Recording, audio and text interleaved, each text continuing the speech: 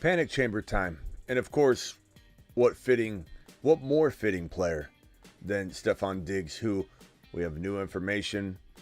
We don't really know exactly when this took place, when it got executed, but the unfollowing of the Buffalo Bills, Diggs did it. What Debo did last year, Diggs did this year. Unfollowed the Buffalo Bills, as you can see right here when you search Stefon Diggs and who he's following. He's following Josh Allen still, but he is not following the Buffalo Bills. We're going to break this down and more. The Fantasy Football Show Panic Chamber Stefon Diggs edition, Grindhouse edition, our sponsor, our wonderful sponsor. It all begins right now. File on in. Live from the FantasyFootballShow.com studios, it's the Fantasy Football Show. Live! Monday through Friday, 7 p.m. Eastern. You are entering the Panic Chamber, brought to you by Grindhouse. Vintage movie tees and hoodies.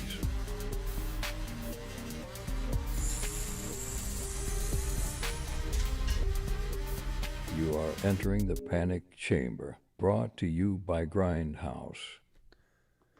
What is going on, everybody? My name is Smitty. You're watching the Fantasy Football Show. I'm very, very blessed to have every single one of you in here. I can't thank you enough for helping this channel grow. We're about to hit 19K. I'm about to change this out to 19K. Thanks for watching the Fantasy Football Show and being a big part of this movement and this growth that we've had the last couple of years has been amazing. I work for you. And again, Grindhouse, what an amazing sponsor. These are the hoodies and tees. I'll be putting this on in a minute because I wear Grindhouse gear at midnight. That's what I do. What do you do at midnight? I wear my sunglasses at night because of the blue blocking and the migraines I can get from time to time. I wear my sunglasses at night. I also wear my Grindhouse gear at night. And you know what this guy does at night? He unfollows the Buffalo Bills. That's what he does. He did what Debo did last year and what so many other players have done before him, following the team you're upset at. He's following Josh Allen. That's at least some good news here. I did a little search on his Instagram. I typed in Josh Al, and there he is. There's that bad boy. What is it? The gun show he's doing right there in that photo. I love me some Josh Allen, and I still do in 2023, but we'll talk about what the impact can be here with this situation. Going to Stefon Diggs' Instagram profile, clicking on followers as I did so astutely, as the people on my Instagram alerted me to this. My fine followers on IG said, Smitty, he just unfollowed the Buffalo Bills. We don't know exactly when it took place because I didn't exactly search right before then to see if he was following right when he reportedly unfollowed, but he is not following the Buffalo Bills. Not a mistake, not an oversight, not maybe the little cousin, little nephew or niece getting a hold of the phone and hitting the button on accident, unfollowing. You know, we've all made that excuse before. Hey, why aren't you following me? Oh, my little daughter or my niece or nephew got a hold of the phone. They were just clicking buttons. They unfollowed you. That's what happened. No, that excuse isn't going to fly, Mr. Stefon Diggs. You unfollowed the Buffalo Bills, and I'm unhappy, and I want out, is probably what he's going to say. I don't know. This guy seems to think he can get out of his contract, but little does he know there's no real way to get out of said contract, because when you take a look at this contract right here and you say, okay, 2023, let's see what the dead cap looks like if this man is released. Let's see what it looks like. Dead cap, $45 million. He's not going anywhere. $45 million dead cap. That's 2023. There's no way Diggs is going anywhere. In my opinion. Yeah. I just don't know how this works any other way than things get repaired. But are they repaired halfway? Are they repaired in a sense that Diggs is still upset, still causing problems, still making waves? The rapport's a little off kilter. The team isn't meshing and isn't in unison when it becomes playoff time. And we know they're going to make the playoffs. They're going to grab a playoff seed. They're going to get at least a wild card spot. If for some reason they take a tumble in their very tough division and, let's say, lose the division to the New York Jets, or, lose the division to the Miami Dolphins, not to the New England Patriots. Give me a break. Patriots are probably barely going to have even a glimmer of hope for one of the wild card spots, let alone the division. But we certainly could see the Buffalo Bills. It wouldn't shock me to take a little bit of a tumble this year based on stuff like this and just not be a cohesive unit. I mean, that's certainly the possibility here. I love Stefon Diggs. He is such a fun player to watch. He's a weird person in the locker room. All of his teammates say he's the last person on the planet Earth that they would want to date their sister. Okay, when you ask somebody, hey, who would you not want to date your sister? And the entire locker room says this guy, Stefon Diggs, because, I don't know, he's a difficult person. He's a very difficult person. He's obviously very polarizing. He's obviously very talented, very amazing, very good at what he does. But he matches the certain kind of, prototype of a player that rises up when they aren't supposed to be as good as they've become, right? We all didn't see him coming to the degree he brought it. He is playing on a level that when he was drafted into the NFL, he was not expected to be Stefon Diggs. Just like Antonio Brown wasn't expected to be Antonio Brown to a degree. And your boy saw that coming. That was one of my bold predictions back in Antonio Brown's rookie year, that he would become an absolute monster. I'm just saying.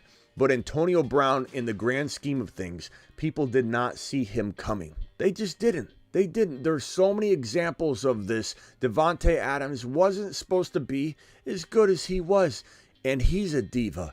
Why are the divas always receivers that kind of come out of nowhere? Look at Terrell Owens. Obviously, Terrell Owens had a lot of hype, and people were excited about him. But he hit levels that people did not necessarily expect when he came into the NFL. It's just a pattern with players that have a chip on their shoulder that rise up in the diva world, in the diva sense. This guy has that chip on his shoulder as if he can do it without Josh Allen, which I feel like is the thing inside of this whole situation for him, is that deep down inside, he feels that he is the guy. He is the reason the Bills are where they are. If he wasn't there, they would all tumble to the ground, which might be the case, but it would be because the team wasn't, whole anymore. That's why. If Josh Allen was removed, the team would tumble to the ground. If Diggs was removed, the team would tumble to the ground. Josh Allen knows what time it is because Josh Allen said this himself. Josh Allen said this when he was talking to reporters and said, if he makes me better, I make him better. That's the way it is. Josh Allen understands what time it is, but Diggs seems to think he is the best thing on the face of this earth. And I honestly don't know what to make of it. Ian, I'm in the middle of a rant here. What can I help you with, Ian? Oh, no, keep going, dude. No. Go ahead, Ian. You called for a reason. Let's hear what it is. I appreciate you, by the way. I'm not mad at you. I just would love to know what is important here. What can I help you with? What do you have? If you ask me about your team right now in the middle of my Stefon Diggs rant, I'm gonna lose it. But go ahead, Ian. What can I help you with, my friend? Now, I don't even want to ask you about my team. Why would I even ask you about my team? I got my hand over the button. Keep going on Diggs. Let's keep going on Diggs. Got it. Go on Diggs. Okay, go. What about Diggs, Ian? Let me hear your take.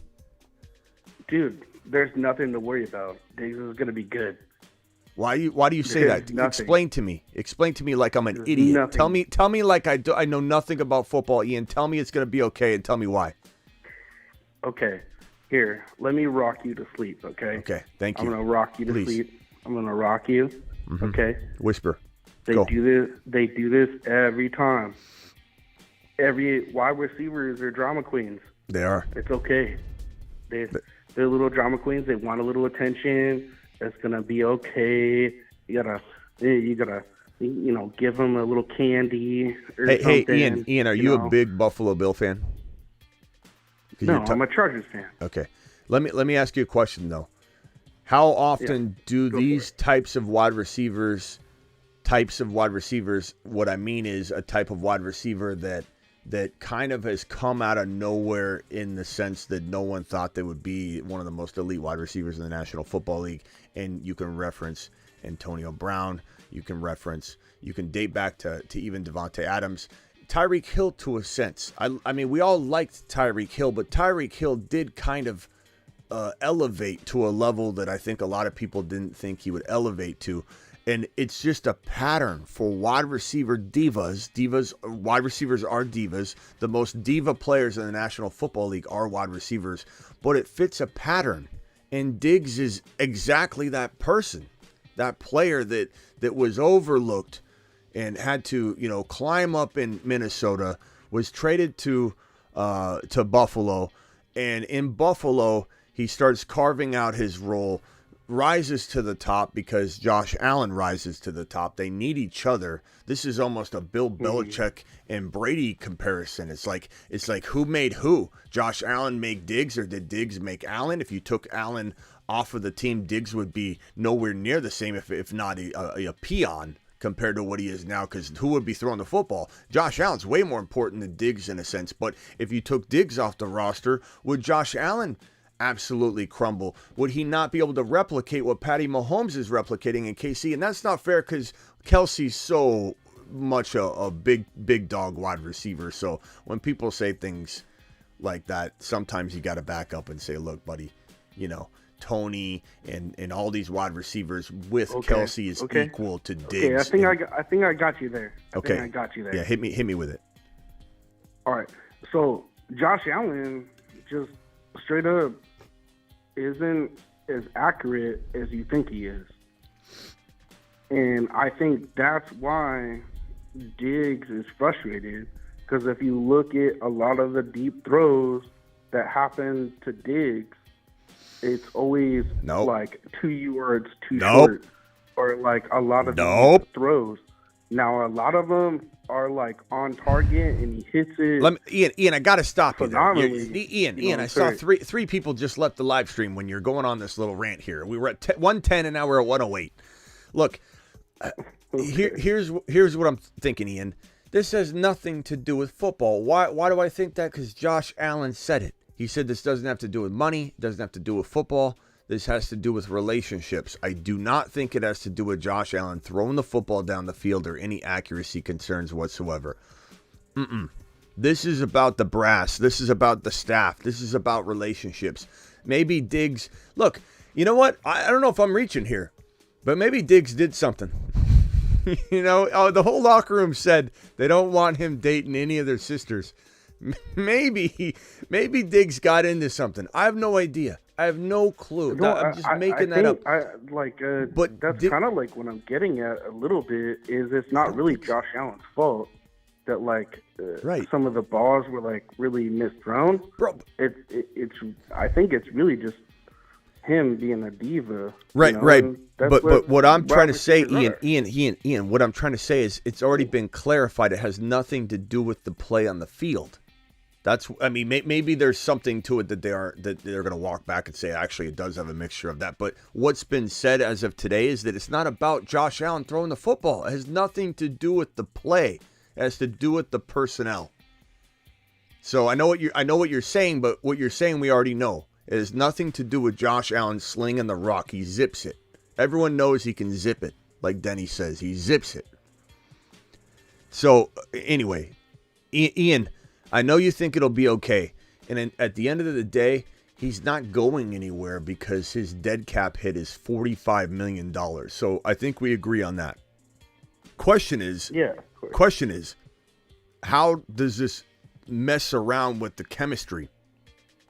This is a team that felt like they didn't do what they needed to do last year. And they're walking into this offseason. And as the caller earlier on the show talked about, Josh Allen's already going through a lot of personal things with his baby's mama and the breakup and all that. And then you got this mixed into it. So now you've got a whole bunch of drama. To be honest, I don't think it affects anything on the field straight up. Because, as a football player myself, I didn't play in college, but played in high school, and like even after that with the military, still played some football. Things that happen off the field, you can you can still just, even though it affects you mentally, sometimes you still go into another mindset when you step on the football field. Maybe. I still think that maybe every circumstance might be different, Ian. You know what I'm saying? Like Patrick Mahomes is dealing with some stuff with his brother, his ridiculous brother. And I'm sure that affected him a little bit, but look at him. He won a Super Bowl. So you're right. Yeah, exactly. You can block it out for sure. But what I'm trying to say is that Diggs is getting in there and mixing things up and putting things. Ian, I got to get back to the panic chamber. I appreciate you calling. Call in a little bit later, Ian. I didn't know if there was something breaking. I appreciate your take, Ian.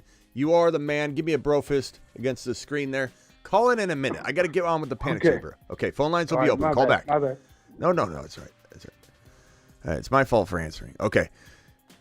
Let's get to the panic chamber. Let's hit the intro one more time. You are entering the panic chamber, brought to you by Grindhouse, vintage movie tees and hoodies. I felt like we were dancing in circles with Ian. Ian meant well. He meant well, but it's like we already know what's going on in it, and it's not football related. I'm sure there's some football related stuff that Diggs could add to the conversation because he was really pissed off at times on the sideline last year, and he's been unhappy for sure. But at the end of the day, we're looking at a guy right here in Stefon Diggs that we can't drop into mid-round 2. We can't get ridiculous when we're talking about Stefon Diggs and his ADP and value. But what I can caution you all to do is if you're sitting there at 8, 9, or 10, and you're normally inclined to go Diggs because the pure pressure of Diggs' ADP dictates that you go Diggs instead of going Garrett Wilson, you shove back against the stupid haters that say Garrett Wilson is not a top 5 wide receiver. Are you out of your mind? And you say, watch, hold my beer, get your popcorn ready, and you draft Garrett Wilson. If you've been skeptical about getting on the Bijan train at 7, at 8, at 6, and you've been taking Diggs at 7 and 8 and 9, now is time for you to jump off and get full go, feet first in the Bijan world and get a part of this pie before it's gone, because we aren't letting you even near the Bijan train if you don't grab a hold of a spot right now. At least grab the rail, hang on, and let us drag you, because Bijan, there's no more room on the train, to be frank. In fact, I think it's too late. I think anybody that hasn't been on the Bijan train yet, I'm taking away your Bijan card. Your Bijan card has been revoked. Totally taking that bad boy away, removing it from your Kung Fu grip. Diggs should not be drafted ahead of Garrett Wilson. Diggs should not be drafted ahead of Bijan Robinson. There are a couple players I wouldn't be so upset, or I wouldn't Smitty disapprove you if you drafted over Diggs. That we might have said maybe 2 or 3 days ago, hey, don't go near that player when Diggs is still on the board. Diggs is still a great player. It'll be okay. Diggs is upset. We kind of knew Diggs was upset, but we didn't have an update. Now we have an update. Today it has gotten a lot worse. Will it probably get better? Yeah, it probably will. Will they patch things up? Yeah, but what's the patch look like? How strong is the patch? Are we going to have an unraveling during the season? He's not going anywhere. They can't trade him. They're not releasing him. Nothing crazy's happening. He's going to be a Buffalo Bill. But what happens during the year if something crazy perks up? Does he like throw a tantrum like Antonio Brown? Does he do something weird? Because he is a very unorthodox type of reactionary person. Like, he does things and makes me feel like he's on the verge of being the closest thing we can find to the most well-behaved Antonio Brown version that we had before Antonio went way off the rails he feels like he's in the ballpark of the early Antonio Brown behavior. He kind of does.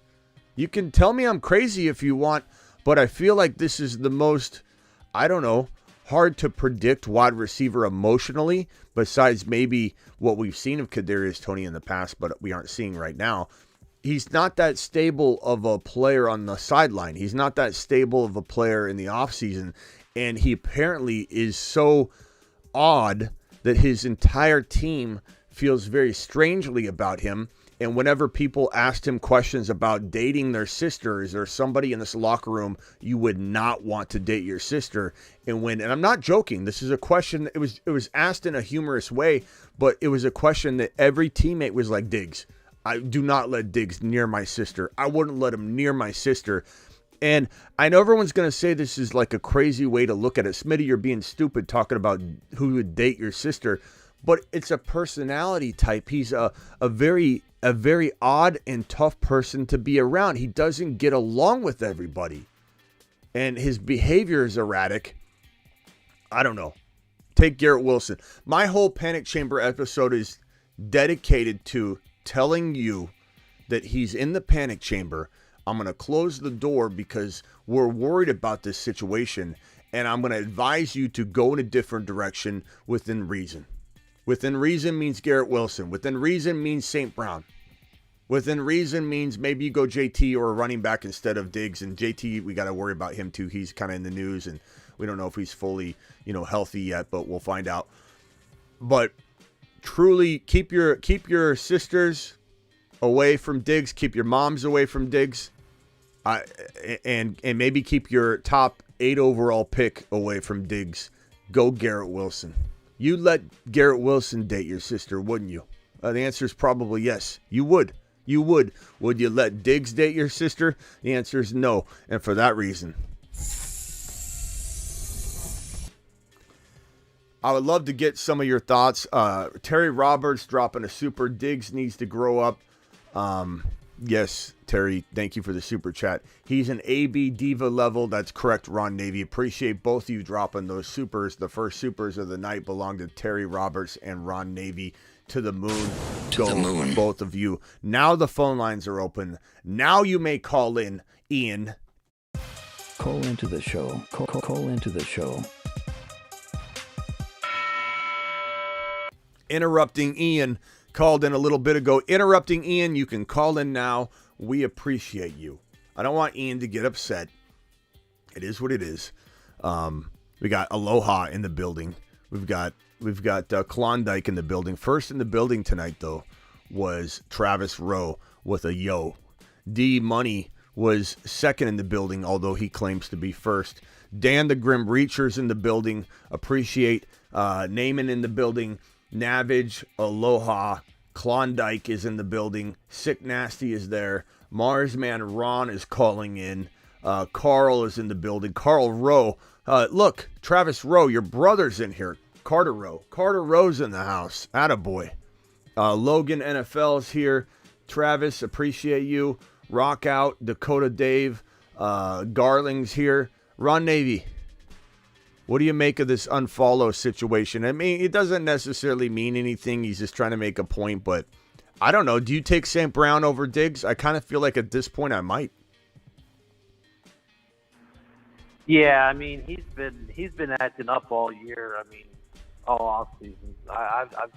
I've taken him in a few places, but I've pretty much stayed away from him. It just reminds me too much of AB. AB took one too many shots from Perfect, and his head went crazy. It feels like a mini version of that situation, like brewing. You know what I mean? It feels like a mini version of that situation brewing, to where it's like, this is I'm not saying he's AB, current AB, burn your feet off AB, refuse to go to play for your team AB, wanting to wear a baby Pop Warner helmet AB. I'm talking about like right before all that started, when he became a locker room distraction. Ron Navy knows better than anybody. He started kind of ruffling feathers in the Pittsburgh locker room. He started to be unappreciated. He wasn't appreciative of his situation. He didn't appreciate Big Ben. He didn't appreciate the amount of the volume he was getting. And that's when it all started to unravel for AB. But if we look back and remember when AB kind of went off the rails for the first time, it was right then in Pittsburgh, when you didn't really notice it too much, and it was just like, he's an odd bird. You know, he's unorthodox. He's kind of he ruffles people's feathers. He's an oddball. He's a diva. He's an attention seeker. And that's really where it stopped. We didn't really think he was going to go crazy off the rails. And I'm not necessarily saying that Diggs is going to go the direction of AB entirely, where he's taking his shirt off and running off the field in the middle of 2023. But I feel worried enough that this is my one point that I was going to say on the Instagram Live, and Travis Rowe talked about it, and I haven't yet got to it. But this would be my one takeaway of concern right now, that everybody should stop and listen to this one part. Even if you're in there saying, hey, Smitty, he'll be fine. This is June. What are you talking about? A lot of people have said that. Smitty, it's June. What are you talking about? Smitty, it's June. Why are we talking about this? Smitty, it's going to be fine.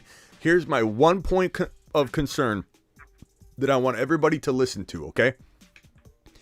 If he creates a problem that doesn't end immediately, and I'm talking the next couple days to half a week, the Buffalo Bills will start kicking the tires again on DeAndre Hopkins.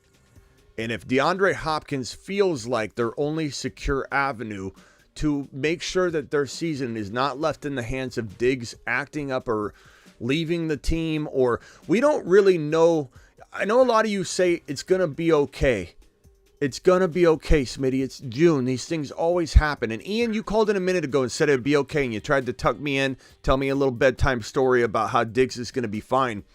But every single one of us did not expect Calvin Ridley to walk away from football due to depression and mental health and trying to take care of himself and his mentals.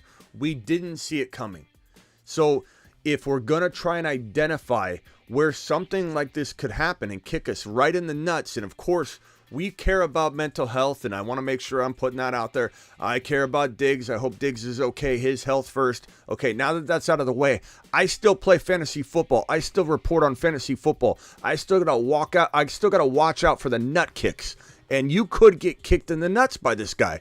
Out of all the wide receivers in the National Football League that could surprise us with some weird situation, it feels like it would be Diggs. It'd be based on his on the sideline antics, in the game antics, and now offseason antics. It feels like he is the most prepped, primed, and ready person in the NFL of the diva wide receivers to lay something shocking at our doorstep and at our feet.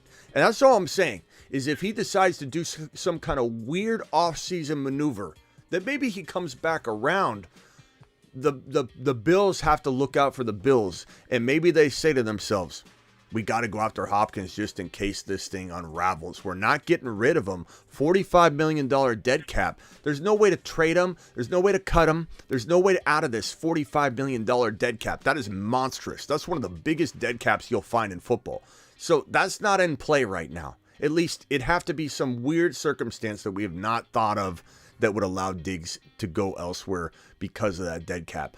But if the Bills need to go exploring, and they've already thought about going after Hopkins but decided to leave that in the rear view, this might kickstart the idea of them going and getting Hopkins, and that would hurt Diggs. Thus why we're panicked on him. Thus why we put him in the panic chamber and close said door on panic chamber, because there's a lot of moving parts here. And why go near it when you've got a Garrett Wilson sitting there every single time? Garrett Wilson is sitting there at that Diggs territory. You can grab Garrett Wilson over Diggs, I would say, Ron, 99% of the time. You could grab Garrett Wilson instead of Diggs, right? Yeah, exactly. Here, Smash. The thing is, if everybody thinks about it, all these diva wide receivers, the majority of them, they never win Super Bowls.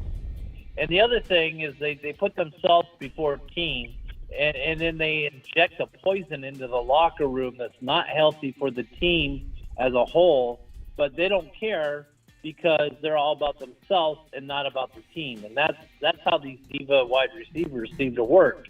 I mean, you got your great players like, Jerry Rice and and Carter and all these, and even Carter was a diva, but he knew where to draw the line on it, and he was really competitive, and he actually helped Randy Moss out when Randy was going through his little diva stuff. So, but these divas, they don't ever usually win Super Bowls because they ruin their team that they're on, because they're all about themselves and not about the team. Yeah. Well, we'll see. Isn't it crazy though that these players always seem to be that are in this state? A wide receiver for one, this diva mentality, and also a wide receiver that was undervalued, underrated, counted out to be an elite wide receiver. It's usually never one of the premium top crop wide receivers. It's always one of these kind of come out of nowhere. They grinded it out. They proved it to everybody. They proved everybody wrong. And once they get to the top, instead of being grateful, they're resentful. Like, you guys didn't think I could do it. Diggs is thinking in his mind, I know it. Look, I got a psych degree. I'm psychoanalyzing him. He's sitting there going, you guys didn't believe in me? Look what I did. I'm king of the mountain. Everybody kiss my feet. If I could go here, Josh Allen would fall apart. If I go there, that quarterback would go on the rise. I run everything. I'm Stefon Diggs. And the same thing, I believe, with all of these wide receivers that have he's just left. Straight up jealous of his ADP. Look at Michael Irving. Michael Irving was a diva, but he was a different type of diva. He was a diva, but he didn't bring toxicity into the locker room. He wanted to win. He wanted to show that he was the best wide receiver out there. He was a diva that way, but he was also team orientated, and he put the team most of the time ahead of himself, even though, he acted the way he did. Yeah. There's comment. John wants to know if I really have a psych degree. I do. I have a psych degree. That's my undergrad degree. Psychology, I never used it. I went to I got my master's at ASU for from the prestigious journalism college, and I didn't use my psych degree, and I use it every day though. But yeah, I don't know. I feel like. Garrett Wilson's there 99% of the time. What is there to talk about at this point for our community? Meaning that moving forward, we should be drafting Garrett Wilson. Plain and simple. That's it. Bottom line. End of story. I mean, what if it falls in the first? Diggs falls in the first, and the Wilson falls in the second, and then it's a steal. Then you get the most consistent out of Diggs, even if he's bad this year. What's bad for Diggs? Not showing up like midway through the season and pulling some kind of Antonio Brown. And you can say that it won't happen, bro, but Ridley shocked us all. And his behavior, it just has me hesitating to say why go near it? Why go near it? Why even entertain the risk level is all I'm saying. I'm not saying he's going to walk off the field, and I'm not saying he's going to walk away from football. He seems very arrogant about his game, and I don't think he's in that state, but you never know what state he is. We had no idea what was going on with Ridley when it happened. It just popped out of nowhere, and we were all shocked. Like, how in the hell did this happen? How did this, fly in under our nose? Ridley quitting football really screwed a lot of people. And of course we're worried about him. We want to wish him well whenever there's a mental health issue. I'm not saying that anything like that, but we look at this from a different angle. I'm not here to look at it from what can we do to support some? This is an analyzing level of this thing. We play fantasy football, and Diggs is, look, if he fell, let's just say he fell to like round 2, and he's there at 15 overall. Would I take him? Probably, but it would also depend on who's on the clock. Like, here's what I would probably say to you is I would take him in the second round, not in every league, and he wouldn't fall in every league. If he started to fall into the top of round 2, we'd have to have a different discussion, and I'd have to really evaluate, and be on the clock and test it out. You know what I mean? Like, I can say here till I'm blue in the face that I would do this or that, but honestly, you never know what you're going to do until you're on the clock. And when you're on the clock and you're faced with the dilemmas and decisions that we talk about all the time, sometimes your opinion changes and you're like, you know what, I've been saying this all over and over and over, and I don't know that I feel it when I'm on the clock. I feel like it's a little different about it. I just feel like why go through the process of drafting him when Garrett Wilson and St. Brown are still on the clock? Why not just take those guys? And if Diggs falls to your second drafted player at the top of round 2, then we'll revisit it. Come and ask me a question. Let's kick around some ideas. But I can also argue that, there are a handful of players that I would like to go in the direction of in that second round, like a Jalen Hurts, that honestly, I don't think there's anything wrong with wanting Hurts over Diggs. I know everyone's going to think that's crazy, but it's not. Yeah, I kind of like that too. I mean, you can get another wide receiver. Diggs I kind of worried about anyway for some weird reason. I don't know why. Call it a gut instinct, call it whatever. But Diggs makes me feel a little anxious. I don't know. I feel like it could be one of those players that somehow declines and unravels a year or two earlier than he should. And there's something that just he never gets back on track because of it. Think about Le'Veon Bell. Le'Veon Bell had about a 1 to 2 year window left when he started screwing around with the holdout. Held out for a year. He could never get it back. I feel like Diggs. How old is Diggs? He's I think he's pretty young. Like 28 maybe. That's not young. 29. Yeah, he's not young. 29. No, I think he's younger than that. You know what, Ian? I think I might... Ian, you're in timeout for right now. That's 2 comments in a row, Ian. I think he's young. He's 29. He's on the end of his wide receiver career. He's at the end of his 29. wide receiver career. He's got 1, maybe 2 years left, and he's done, Ian. What are we talking about? You think 29. he's young? He's young to us. Smitty, I think I know what's going on. I might know. It goes deep, but I think I might know. I'm just kidding, Ian. Remember last year's game that got canceled with Buffalo and Cincinnati? Ian hung up. Ian, I'm just joking with you, bro. God. Ian, you're acting like Diggs. You're getting a little sensitive. Remember that game? Ian, call back. God, man. I can't mess with anybody these days. Ian, call back. Sorry, go ahead, Ron. Ron, go ahead. Do you remember that game? We all remember that game. What game we talking talking about? about? Who was the one on the sidelines trying to pump everybody else up to go back in and play the game and get ready to go in and play the game? It was Diggs. I don't think his teammates took kindly to that, and I think probably behind the scenes in the locker room, his teammates were like, "What the f over?" to Diggs after he did that when their guy almost died on the field.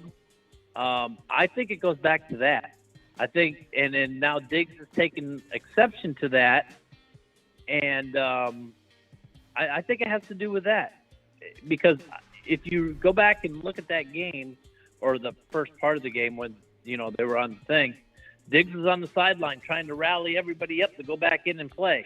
Yeah. I don't think his teammates appreciate it. I think there's a lot going on. And I think there's soon a lot. after that, it's like Diggs started having problems with the bill. He started acting up. Let me show you guys something right here. Okay, this is not like, this is serious right here. This is like I want everybody to understand that when a wide receiver hits 30 years of age, they're at their final potential year. Like Diggs might have in Dynasty. Let me just put it this way. In Dynasty, I don't know that I even want to own him at all. I would be getting rid of him immediately for, and that's more, maybe I need to go on the Dynasty channel after this and talk about this because this guy turns 30 years old during the season. He turns 30 years old during the season. Being 30 years old, if you enter a season at the age of 30, you probably have 1 year left. Maybe if you were lucky, If you're one of the luckiest players, you take care of your body, you've had a weird career, you could play well at 32 maybe. You can linger around, but when you're 30, Cooper Kupp isn't Cooper Kupp 30? And people are talking about, this is his last year. What's Cooper Kupp's age? Let me pull up Cooper Kupp. Cooper's like 29, isn't he? 29, 30? Yeah. Let's see. Cooper Kupp is 29. He's turning, let's see, the 15th. Oh, my God. He turns 30, not tomorrow, but the next day. Yeah. Cooper Kupp turns 30. First of all, happy birthday, Cooper Kupp. And get ready for one more year, Cooper. One more year. So that's ironic. Is that true? Let me pull up his birth. Let's look at it together. Make sure I'm correct. I'm reading this right. 6:15. Yeah, it's 6:13 right now. He's 29 years old. Cooper Kupp turns 30. And that's a big reason why people are running away from Cooper Kupp. Running away from Cooper Kupp in Dynasty. You can't get someone to take Cooper Kupp for even a Jahan Dotson. Like, people are running for the hills on Cooper Kupp. So honestly, like, I don't know. Even a redraft, I feel like this guy's on the verge of something weird. I just don't trust Diggs. Earlier in the 7 p.m. show, I said we're still taking him. Everything will probably be okay. I'm starting to change a little bit. The wind's shifting for me. Now, I'm digesting it live, and I'm getting a really bad gut feeling that he's going to be 30 this year. This could be, maybe he has one more elite year here, and then I don't know what they do with him next year. Maybe he starts getting banged up. I don't know. Sometimes 30-year-old wide receivers, it's not that they don't have the physical talent. They just can't stay healthy. I don't know. This is crazy. Ian, welcome back. Ian, I was just joking with you. Kind of. Okay? Okay. We good? That's all right, man. Dude. I right, love... Man, I don't care. Well, you hung up. Like, I'm not like a savant, Well, I know, but you hung up, so you cared a little bit. So I felt bad. I was just joking with you. Well, I didn't want to, you were like, I don't want to offend anybody. Like, if I'm about to get killed, so, all right, whatever. Oh, screw that, man. Be yourself. Come on. Push back. Say, screw it. I'm here. I'm talking. Ian, I appreciate Come you, back. okay? We're calling you Yeah. Do you mind? Like, hey, before you hang up on me my when I way. name you right now, Yeah. I don't want you to hang up on me in the middle of this. Can I call you interrupting Ian? Is that okay? I don't want to trigger you. We good? All right. That's it. I'm about to hang up now. All right. I think he's good with it. I think. Unless he hangs up, then I'll rename him. He's showing his diva side. Interrupting Ian. Okay. Yeah, bro. I was like the one lineman that hung out with all the real wide receivers. So I'm a little bit of a drama queen. All right. Well, I appreciate you, Ian. Don't hang up. If I lambaste you, I'm just joking with you, kind of. But I will say, you said he's young. He wasn't young. That's all I was saying. I was just joking with you because you got it wrong. But it's okay. I get stuff wrong all the time, bro. All the time. I say things wrong. I say the wrong player. I kind of misjudged on that. Yeah, it's okay. But Cooper Kupp is turning 30 in 2 days. Diggs is turning 30 during the season. These are two old dogs in the NFL world, unfortunately. I wish 30 years old was a young cat. It's just not anymore. It means you're on your last legs. I got a question for you. Yeah. Do you think Cooper Kupp's going to get the Holy Grail this year?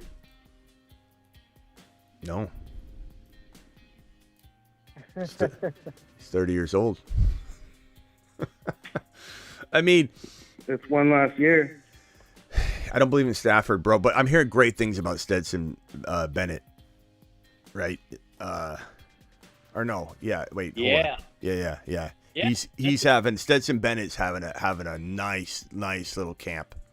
And so, like, what if he comes in and he ends up being the better quarterback between him and Stafford, and then all of a sudden Kupp has this like new crazy on the rise, Herbert's rookie year.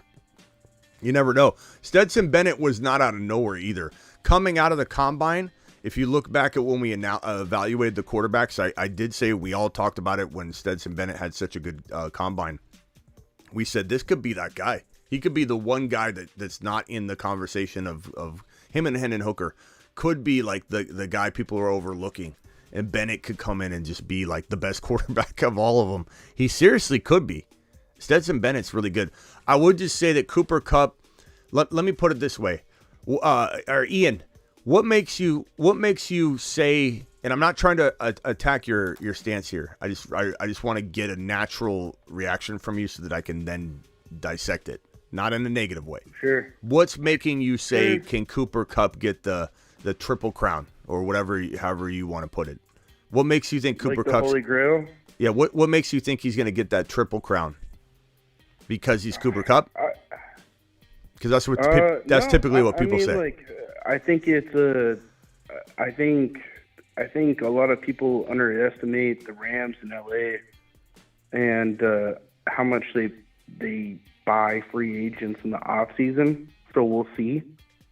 But we're gonna have to see on that. But I think what makes you think he's talented Cooper enough? Kupp started last year and then ended. I think he ended at an early enough point to be good at the first half of the season at least, and then maybe you could get some trade value out of that if you did draft him, you know? Okay, I got you. But what I'm saying is Cooper Kupp has had 2,000-yard seasons in his career. And I'm not saying his elite almost or his triple crown season wasn't absolutely amazing, and then and that could be one reason why. Why do you think he's going to get the triple crown? Because he's done it before. Like that would have been a good response. But what I'm saying is, what's he done? What's Cooper Kupp done long term for people to just anoint him a top 4, top 5 overall pick? Just the one season, really. It's really one season. If we look at Cooper Kupp's career game log, it's actually like kind of startling. If you haven't taken a glance at it before and you just assume, he's done so well. He's had one. I mean, like with you asking me the question, I mean, like with me, it's just an eyeball test. Yeah. That's why, like, I only been playing fantasy football for like a couple years, and like really, like I'm just good at eyeballing players and then picking them up off the waiver wire. And I placed like second and last season first, just off of doing that. I'm just been like a crappy drafter, and that's like really why I've like really watched the show, because we're gonna change. I started to realize, on how you drafted players and stuff like that, and then I'm like, wow, like that's how you draft. Yeah, we're gonna change your drafting weakness and turn it into a strength. But real quickly, not to interrupt you, but here are his 2,000-yard seasons: 94 catches, 1161, and 10 touchdowns. A very good season, but it wasn't like the most amazing season in the world. He's not a top 5 wide receiver to everybody at this point. No one's thinking Cooper Kupp's a top 5 wide receiver in 2019. He caught 1,161 yards. 10 touchdowns was great. 94 receptions was good. Wasn't the best in the NFL by any stretch. And in 2020, 974 and 3, 15 games. 2021, 1947 and 16 touchdowns and 145 receptions. As amazing as it was, that is his only big season. And he turns 30 years old in 2 days. Really in 1 day, because for me, it's actually it's about to turn the 14th, and so he turns 30 on the 15th. In 1 day, he turns 30 years old, and he's walking in with an injury-plagued season where he played just 9 games, and they're not even sure 100% how he's feeling. Let me pull up the last report on Cooper Kupp, and this is it turned into a Cooper Kupp Panic Chamber episode as well, apparently. Man, I'm really starting to like your argument now. So here's Cooper Kupp's the latest news on Cooper Kupp, and I'm not saying Cooper Kupp can't be a top 5 to 10 wide receiver for one more year. I'm just saying it doesn't feel as locked in and locked and loaded as people are making it out to be. So let's look at Cooper Kupp's most recent news so that we know how he's doing. Cooper Kupp ankle returned to a full team practice on Tuesday. It was his first of the offseason. His rehab from last year's high ankle sprain is still ongoing. So the fact that he's still rehabbing the ankle, and it's not like a maintenance thing. Remember ETN? There was a report that ETN was going through his rehab, and he decided to not quit his rehab. No bueno. Yeah. He said, nothing's wrong. I'm 100%, but I want to continue my rehab so that I keep it, ahead of the game and I don't fall back a victim to the Liz Frank injury. That's a little different than what we're hearing here, and this could be clarified, and then I'd reassess it.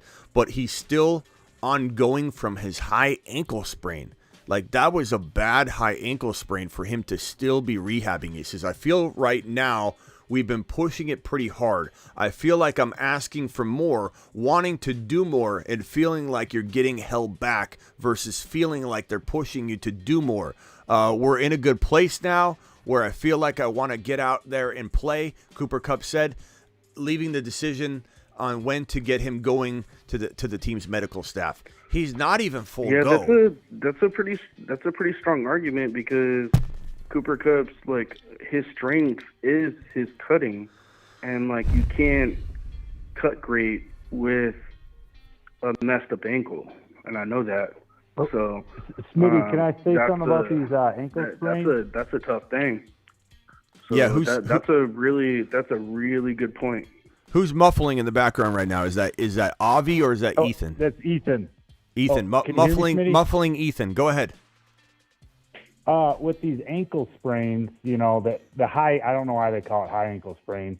So with that ATF, anterior talofibular ligament, when you keep spraining that and stretch it, it doesn't go back. And you see guys who don't get surgery end up needing surgery later on, like, quite often. I don't know. I mean, I feel like that could be it. But I'll say this about Stafford. The guy made Kenny G look good. And I don't think Stafford's good anymore, but if he lasts 17 games, then I think Kupp will be okay. I think Kupp could be okay, but is Kupp a top 5, top 6 overall player is what I'm merely trying to dig into right here. And I kind of just feel like the answer is no. It's not that he can't do it. Please understand, everybody, everything that I'm saying. Please understand what I'm saying here. Cooper Kupp is an amazing player that has overcome an ACL tear, came back and had his 1,900-yard season, his Triple Crown season, 145 receptions. He came back and did so after a torn ACL, but he did miss time. You can see right here on the graphic. Let me put this over here and expand this back out. As you can see on the graphic, he played 8 games and missed half a season in 2018, tore his ACL, came back, had a 1,161-yard, 10 TD season after the ACL tear, which was quite impressive. The next year in 2020, played 15 games, so missed a game, and caught 92 receptions for 974 yards and 3 TDs. Had a down year. Really, at this point, 2020, hard to believe. Coming out of the pandemic, he was not an elite receiver on any level at all. He had never been an elite receiver coming out of year 1 of the pandemic. It's kind of hard to remember that, to be honest. Like, when we reflect back on Cooper Kupp, that's what I'm trying to get the point across here, is that we have this weird memory of Cooper Kupp. It's kind of like Total Recall. I feel like someone implanted some memories into our mind, and we feel like Cooper Kupp's got 7 years of greatness. It's like when Arnold was given a wife and they planted the memory in, and he just thought that the memories were real, that his wife was his wife, and before he knew it, the next minute he said, "Get down!" and explosions happened and everything unraveled. And I feel like we're looking at that Sharon potential Stone was situation. A good dream, though. That You was what? A good dream. You what? Sharon Stone was a good dream, though. Yeah, that it was a good dream. You know, But we all have this memory in our mind, like we went to Total Recall and said, give us a good memory about Cooper Kupp. And his first electric season and his only electric season was after year 1 of the pandemic. Crazy to think about. The next year, he missed little less than half a season, caught 75 receptions, which was pretty good for that amount of games, like you said earlier, Ian, and 812 yards and 6 TDs. Not a bad year. Now we've got Stafford We don't know what's going on with Stafford. We have no idea what in the hell we're dealing with Stafford in 2023. Stetson Bennett looks really good, I admit, but will he be able to spoon feed Cooper Kupp and move the chains and do things that we could only dream he could do? Like maybe Total Recall can help us with that memory as well. Stetson Bennett. No.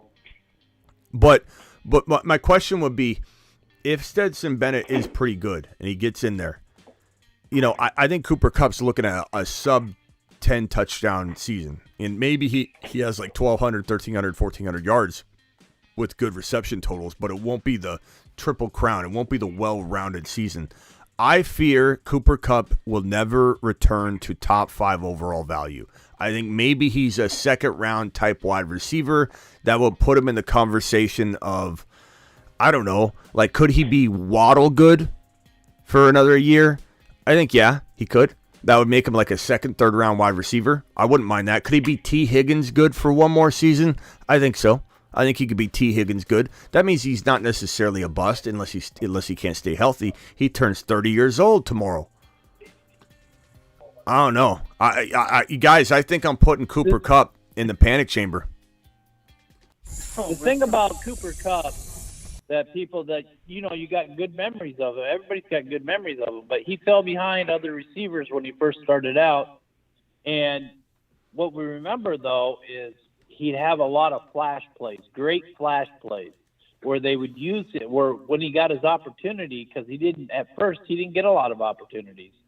But when he did get the opportunities, he made big flash plays. And I think that's what people remember about him before he had his couple of good seasons where he rolled into the number 1 receiver spot, because he was number 3, number 4 beginning, making big flash plays when he got the opportunity. And that's what people remember. Yeah. I'm going to go ahead and punch this button. I think I'm closing it on Cooper Kupp. Not that he can't, like I said, be T. Higgins good. Not that he can't be Waddle good for one more year at age 30. But I'm hitting the button because I don't think he deserves top 5 consideration. So, I don't know. Does anybody object to that? Yeah, the ages is going to shut the door on Cooper Kupp. Oh, my God. I can't believe it's happening live. But do you disagree, though, Ron, with the logic behind it when he has no track record other than one season of being top 5 worthy? He has no track record of it at all. And he was, 28 years old when it happened? Or 27? Yeah, but I mean, I think he does good this year. I think he has the capability of being top 5. Depends on Stafford and how Stafford comes back with his arm. That's what it really depends upon. I just think, when LA looked like crap before his injury, he was the one guy always open, always getting the ball above anybody else. He didn't diminish at all until his injury, and he was out. But the Rams were already so far deep. I mean, why even try to come back? I mean, rehab the rest of the season, and I don't know. I think he's still got a year or two left. I think he's got a year, but does he have a year of what? Top 5 value? I don't think so. I think Stafford's got a year. I think he's got maybe maybe 1 year left of Higgins. I would keep him out of the panic chamber with cautions on him. Maybe put cautions on him, and then see how the season starts out. And if the season starts out, then boom, put him in the panic chamber. Yeah, then I already closed it, Ron. He's in there. No, Smitty, no. It's closed. You gotta let this man out the team, man. Come on, Smitty, no. We open this man. It's closed. It's closed. You got the technology to do it. It's closed. I already closed it. Here, I'll show you again for those that are traumatized by it. Cooper Kupp, you're in the panic chamber. Oh, no. But here's the thing is I'm not, you guys got to understand, people being in the panic chamber doesn't mean that they're necessarily a total avoid. It just means there's a lot of reasons, considering their ADP, that we want to either stay away, or we cuff them, or we draft them only when their value is good. Javonte Williams was in the panic chamber the other day, and we still liked him. It doesn't mean you can't draft him, but is Cooper Kupp worth a top 5 overall pick? I don't think so. So who's in your top 5? No way. No, not top 5. Yeah, well, I know there's a couple of the same people that say that. There's a few people that say they object. I see it, and that's fine. I mean, look, it's a bolder take because everyone and their mother's drafting him in the top 5 or 6. I'm just saying the data doesn't support that he's a top 5 player. There's one season that supports it. One season, and he's turning 30 years old, and he's got a quarterback we don't even know what to expect. And he's got a team that's been unraveling for an entire year straight. I don't think that he's a smart top 5 pick. Would I take him around the, I don't know, would I take him in the second round with a smile? Yes.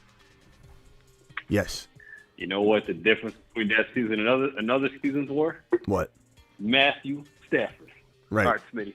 As long as Stafford is on that field and McVay is the coach, Cooper Kupp is I feel like he's got a couple more years of. But what makes you that confident about Stafford? Because Stafford almost retired. Stafford might not have anything. Oh it's all dependent on Stafford. Right. So we're right. Your confidence level of Stafford's health is, that's the way you should go about it. And as far as I've heard, I haven't heard any negative reports really on him. Have you heard any Okay, positive? even though he's really injury prone and he keeps. Have you heard any positive reports on Stafford? No positive, no negative, neutral. There are some positive reports on Bennett. You sound like an optimistic Oscar. No, pretty much. I am an optimist. Glass is not half empty. Yeah. Look, I don't mind the take. I'm not saying anybody's crazy. This isn't one of those takes where when someone says that Joe Burrow round 4 is ridiculous, that I'm going to go crazy and flip off and go off the handle. This is one of those where I expect a lot of people to push back on me, and that's okay. I'm not mad at anybody in the chat. I see a lot of my loyal people in the world, like some of them don't like it, and that's fine. But you know what? Cooper Kupp, just looking at the data, I know the eyeball test has got to be a factor, and it does factor in for me. But when you factor in the more important, heavier pieces of information that weigh on me more, like he's 30 years old tomorrow, turns 30. He's had 1 year of being elite. The other only 1,000-yard season he's ever had from his 2017 season until last season, which is making him 30 years old. He's been in the league so long. The only other good season he's had was 1,161 yards, which was a good year. That was third, fourth round material. Like, that was a good third round pick potentially. That was T. Higgins. That was maybe Waddle when Waddle's not his best but does really well. That's it. Cooper Kupp has only had 1 year that warrants top 5 overall consideration, and he's 30 years old tomorrow. I don't understand why there's not more people, honestly, saying this.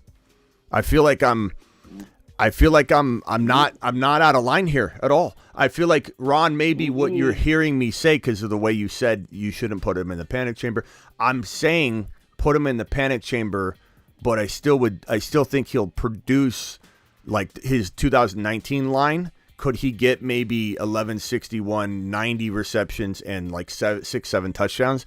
I don't think he'll get 10. But if you get 6-7 touchdowns, could he produce that? Yeah, but is that anywhere near top 5 overall value? The answer is absolutely not. Even this 2019 line, that is not worth top 5 overall value. So my whole panic chamber stance is for his ADP. If he fell into the second round, I'd be in, because I think you could easily get that 11, 61, and 10 and 94 receptions if Stafford is relatively healthy. But we might be seeing a total unraveling of the Rams offense. Another thing about those past seasons is that he had target competition. a.k.a. Robert Woods, which I don't see anyone else on the team to really take targets from him. So he's like their de facto receiver. I don't see how else they move the ball through the air without throwing it to him. Unless McVay wants to change something about his offense to, not wear Cooper Kupp out. I don't know if that's in the back of his head or something. I don't know, broski. They're trying to win games. All I see is this report right here that says he's not even 100%. That did scare me. And I think it's weird that video that I saw. I think it's weird. There's a lot of pushback here. I'll be honest. I think it's weird that there's any pushback at all. This guy is not 100%. And could he get there? Sure. Am I coming to a lot of conclusions and assumptions? Sure. But I think there's more assumptions being made on the other side of this argument of people in favor of Kupp being worth a top 5 overall pick when he's saying right here that he's hoping he gets pushed. He's kind of leaving it up to trainers right now. I feel like we've been pushing it pretty hard. I feel like I'm asking for more. He wants to do more. That's great. There's no negative setbacks, but it doesn't sound like he's in full go mode at all right now. Maybe it only takes maybe it takes a month or two to get back to that point, and maybe he is 100% by September. I get that there's that possibility, but so your stance is as of now, because of the risks around him, you don't feel like he should be drafted in the top. I'm only saying top 5. I'm not saying stay away from him. I'm not saying he's going to bust. I'm saying he will not return in my mind. It will be very hard. He's hard pressed to return in my mind anything close to top 5 value. That is a high draft pick. I'm taking Bijan all day. All day. He was eating up field last year, and the Rams were just as pathetic last year. At the end of last year, as they're probably going to be this year, and he was still eating. So I don't see why, unless Father Time just slaps him in the face or he's unhealthy or any of those other things. I don't see why he wouldn't just. I don't know, bro. I only see. I'm not. I only see 1 year of gobbling up and eating as a top 5 wide receiver. I only see 1 year. I'll take it. We're not talking about dynasty, right? This is a redress. I know. I'm just saying. I only see 1 year where he did it, so I don't know how. Oh. We can't just say last year he didn't do well last year. He flopped on everybody. He played 9 games on a per game basis. You lost your league, and then he got hurt. You drafted him in the first round. You lost your league. Hey, I did have Kupp, and he did. Luckily, I traded him while he was. Yeah, but if you drafted him and you kept him, you probably lost your league. Maybe there's somebody that had Kenneth Walker, some of the boys that we were talking up, but that helped save you. But I'm just saying, in general, you lost. The year prior, you drafted Kupp, you won your league. You drafted Kupp, you won your league. Let's give him credit where credit's due. 2021, he single-handedly won people leagues, and I give him that credit. But 2020, 2019, 2018, 2017, we saw nothing of the sort. It was not even close. So I'm just saying, 1 year at 30 years old, I'm not taking that gamble. I just, there's no way. Not after today. Not after digesting it this way. Then, with these guys, these panic guys, in a 2 QB league, if you had Diggs, Kupp, after you took a quarterback, if you had Diggs, Kupp, Kelsey, or Derrick Henry next, who would you take? Diggs in redraft? Diggs, Kupp, Kelsey. Diggs, Kupp, Kelsey, and who? Or Derrick Henry, whatever running back, kind of falls, to the second pick, Well, and you already have one of your top QBs. Well, those are all in a dynasty, though. No, this is redraft. Okay, in redraft, none of those guys will be in the second round, though, except for Henry will be in the third round. But, I mean, if you're just asking me Kelsey, Kelsey's a top 6 overall pick, top 7 overall pick. And, yeah, I'm a little worried eventually about his decline, but he's a lot easier to trust than Cooper Kupp because Kelsey's been doing it every single year. Kupp has done it 1 season. So and his team is awful. Kelsey plays on the best team in the National Football League, and he's got Patrick Mahomes throwing to him. That's the easiest question in the whole wide world. But I'm fading Diggs more than I ever thought I would be off of just, off-season chatter and things going on and drama. Like, I normally don't let those things affect me when Diggs is out there causing trouble or a player's out there like Deebo Samuel, but look what happens when there's problems like Deebo's situation. He held out and granted the Niners, I feel, are more responsible. That caused him to get off track. And Deebo said himself that is the reason he had a bad year in his mind is he was not, he was not right. He did not get right. He was playing catch up the entire offseason and it screwed up his whole season. Now, excuses, I get that, but he blames it on the Niners. He blamed it on Shanahan. He said that we put it behind us. Diggs, I'm not saying Diggs is necessarily going to hold out because his agent said he will show up tomorrow at the facility, but that's different than he will be there at practice or he'll be there in camp. It said Diggs will be there. He'll show up at the facility. He did not show up at mandatory minicamp, so all intents and purposes, he's holding out as of this very moment. He didn't show up. So we don't know if this will be lengthy, and these lengthy holdouts, if it becomes one, which I don't think it would be, maybe takes a leave of absence, like Ridley. We have no idea what's going on in his mind right now. He unfollowed the Buffalo Bills. So he's in a weird state. Like if let's say he doesn't show up for a month, if he says Diggs is going to take some personal time, something weird like that tomorrow breaks, and then he's out of football essentially for a month, that leads to injury. So I don't know. I'm just staying away from Diggs. I think we should put Aaron Rodgers in the panic chamber. Why? Because he's old, Ron? He's too old. He's too old. No. Last year, his quarterback rating was only 39.3. He had a really terrible year last year. I think he's fallen off. He needs to go in the panic chamber because he's too old.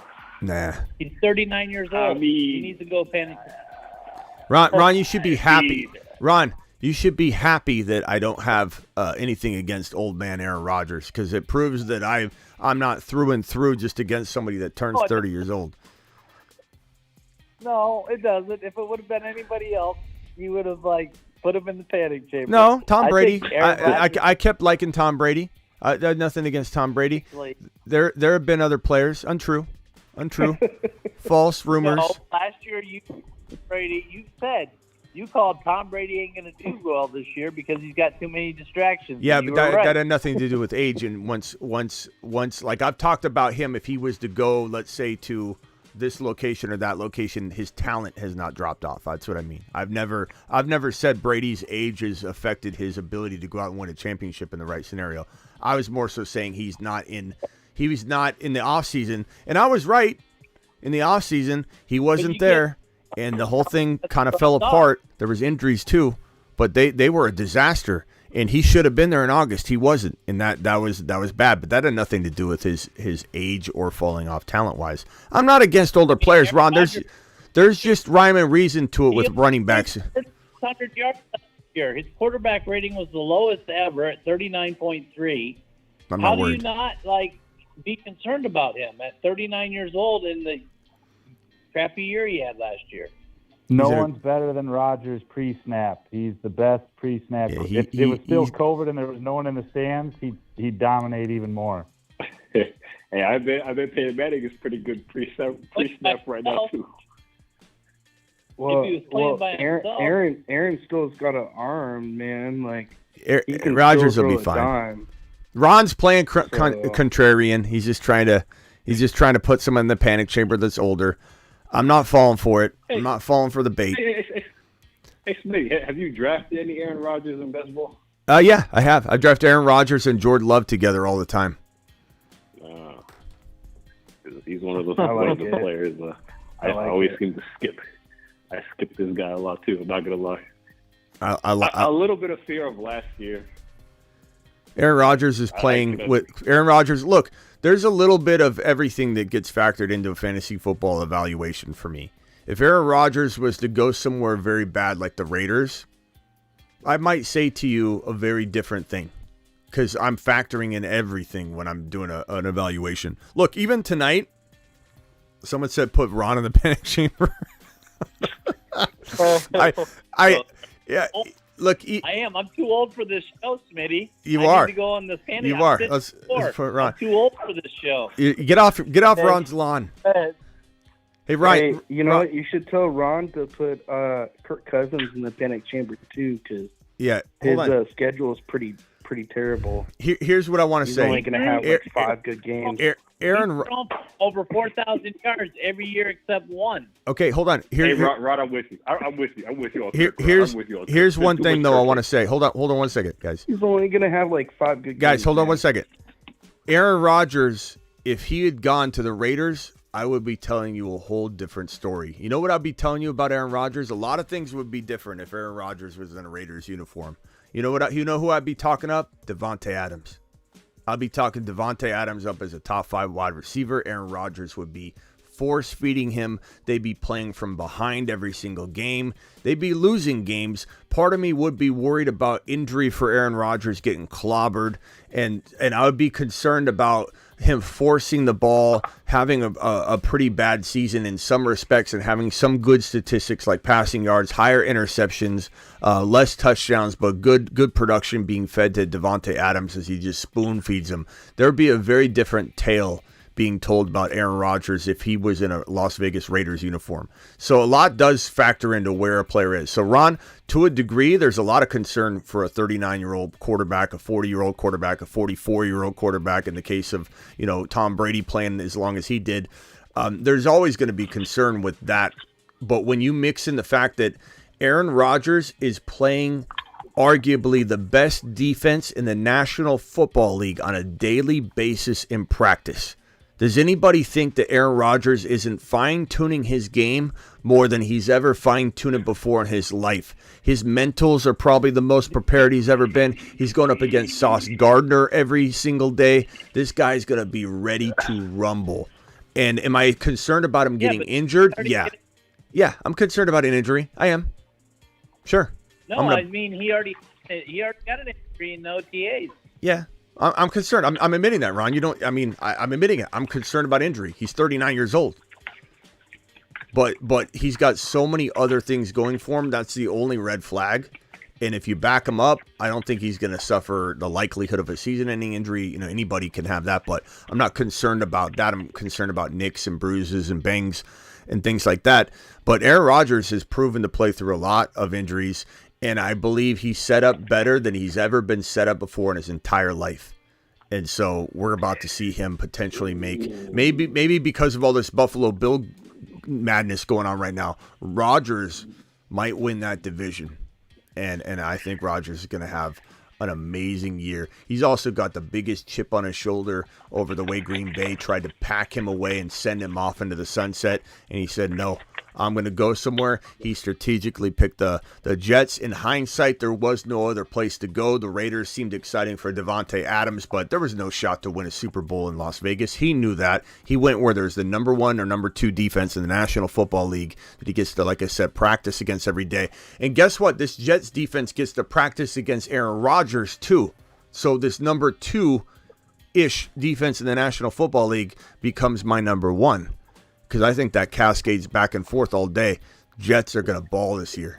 Jets are going to ball. And I love the fact that Breece Hall, who's coming back from an ACL tear, gets to have probably a little bit more space than normal to get his feet wet as he tries to come back from this thing.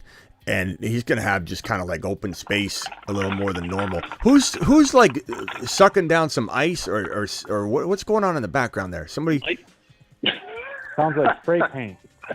Yeah, somebody's like twirling like ice in a cup or. I'm sorry, Smitty. I'm taking my protein shake, man. Okay, yeah, you got the little ball in the protein shake.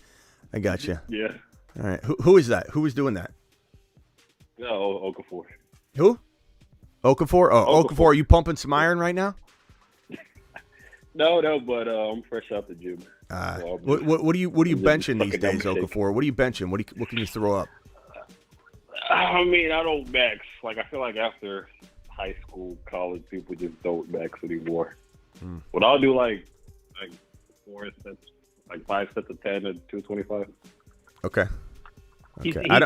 He's curling so Bud Light. That's what he's doing. I wonder what I could throw up. I've got a whole I've got the Yo, Smitty, that's pretty good, man. That's pretty good. Pretty good. What is? 225. Yeah. 4 sets. I didn't say it wasn't. Good. I didn't say it wasn't. Yeah. Sounds fantastic. I wonder what I could throw up. I don't even know anymore. I got to get back into it. I've got a whole workout facility here. I'm not taking advantage of. I've got one of those. What do you call it? I have the rack. The rack where it folds up against the wall. Heavy duty. I installed that in the living room before I met Miss Smitty. And so it's there. It's in the middle of the living room. But I've got a full Olympic bar. I've got I put rings on it for the kids and stuff, but it folds up on the wall. And I was gonna build bookshelves to cover it, but I never did. So it's sitting there, kind of by the front door. And when it was the bachelor pad. Summers thing you put in between your legs, and the you what? Go back and forth. The thing you put between your legs and you go back and forth. It was the Thighmaster. Thighmaster? The Thighmaster. You got to get one of those. Okay. Anyway, so guys, appreciate you being here. I think it was a little bit of a spicy little episode here. We didn't even mean to go in the Cooper Kupp direction. I had no idea I was going to go there. And I'll be honest, I was a little hesitant with him at 5, but I talked myself into this in this show.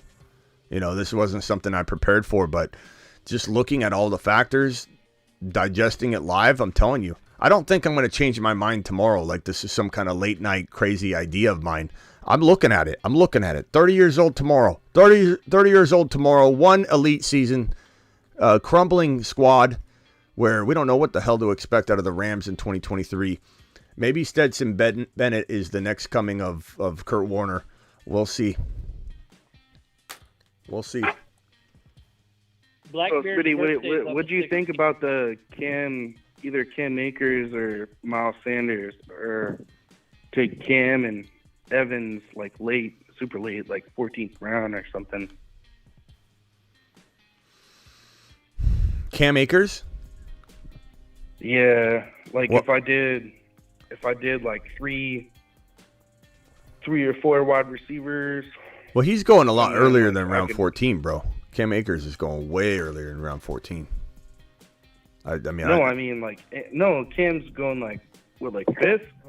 So what are you talking about? Sanders going fifth too. Oh, I thought you said round 14.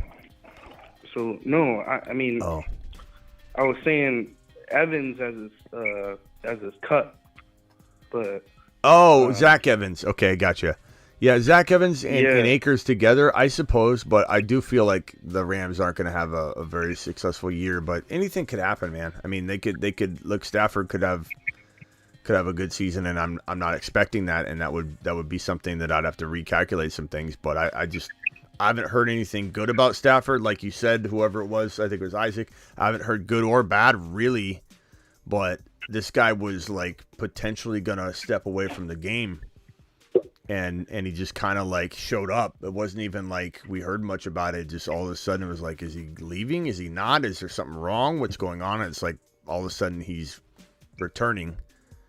And I don't know. I haven't heard. So then what do you think about Carolina this year then?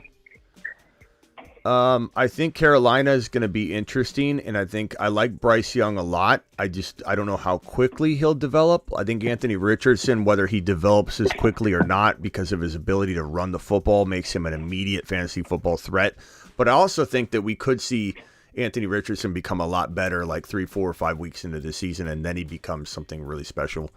Whereas, maybe we expect too much in week 1 or 2 for Richardson, but he still could do it in week 1 because of his ability to run. Bryce Young, I have zero concerns about everything Bryce Young except for his size. And I'm not as concerned as other people, but admittedly, when I see him back there under center, it does feel a little bit different than Kyler, and I don't know why because the metrics, and they did the measurements. They did the measurements. I know Kyler's a little beefier. They did the measurements, and they're not fabricated or fudged at all. And it's like he's not that smaller at all than Kyler in terms of his stature, his build, or he's a little, like I said, thinner. But It concerns me a little bit, but I just can't wait to see him back there to see what he does, because I'm hearing nothing but amazing things about him. I think he's one of the best processors in the game today, period. Like, and that's before he even takes a snap. I'm not saying it'll translate on the field. I'm just saying I feel already he's going to walk in as one of the best processors of information, and he's got to now learn the NFL game and apply it to that. And that's going to be something that we have to wait and see. My question with that is that, do you think that's gonna be kind of a Baker Mayfield, Nick Chubb atmosphere into Carolina with Miles Sanders? I don't know if I see it that way. I think what it is I see inconsistency, because they're trying to figure out who they are, and Bryce Young's going to have some good moments and some bad moments, and I'm not going to kid myself and say this guy's going to come out of the gate and never look back and be an absolute gem, because I think that he will have some things to overcome given his size, but I think if anybody can do it, he can. And it's important to remember that when you have a team that isn't like an absolute like conglomerate, it's something that's a work in progress, like the Carolina Panthers are. They have good offensive line, good coaching, but a lot that they got to put together, bro, behind a rookie quarterback. It's important to remember Joe Burrow struggled his rookie year. And there were still times, though, even when Burrow would make a mistake, throw an interception, lose a game, I said to myself, like out loud, wow, the guy just threw an interception. And I said, wow, he's going to be good. Because I could just tell that he was making mistakes that he was going to correct, but just his ability to extend that play and at least get the pass off, and it got tipped and intercepted, whatever the case may be. But I said to myself, that guy's going to be amazing. That guy's going to be amazing, even when he was losing, even when things did not look ideal. And I kind of feel like that's what we're going to see out of Bryce Young. And I'm a little skeptical in year one, at least in the first quarter of the season, to be banking on anything Bryce Young. And I want to see him play. And then once we see him play, once we see him do some of those magical things, and if they support him properly, I think we could see some very, very cool things. And it's going to be so fun to watch him play, as someone said in the chat. I agree with that exact statement. It's going to be fun to watch him play, no matter how it turns out. Is there a percentage chance he fails? Yes. Absolutely. I don't really know what it is. They're going to make you watch Andy Dalton. And if you want a chance to meet Bryce Young, just always go in the store to the kids section. Ron. Oh, man. Ron. Kirk Cousins is going to suck this year. No, he won't. Ron loves Kirk Cousins. He's banking on everything on Addison, so just gotta tell him. Ron. They're facing too many top 10 defenses, man. Kirk Cousins doesn't good against top 10 defenses, so he's got 5 good games. I worry about what's going to happen with JJ. Not to a panic chamber level. You want to bet? Would you like to bet on that? You say 5 good games. You want to bet on that? You sure about that? Yeah, sure. What's the bet? What's the bet? Is it Bing, bing, bing. You sure about that? Let's go. I'm ready. Let's go. Are you game or you not? I already said it was. What's the bet? When Cousins has more than 5 good games, you got to come in here. I'm going to break it. You got to break it down for you. I'm going to break it down for you. Kirk Cousins isn't going to get over 20 points.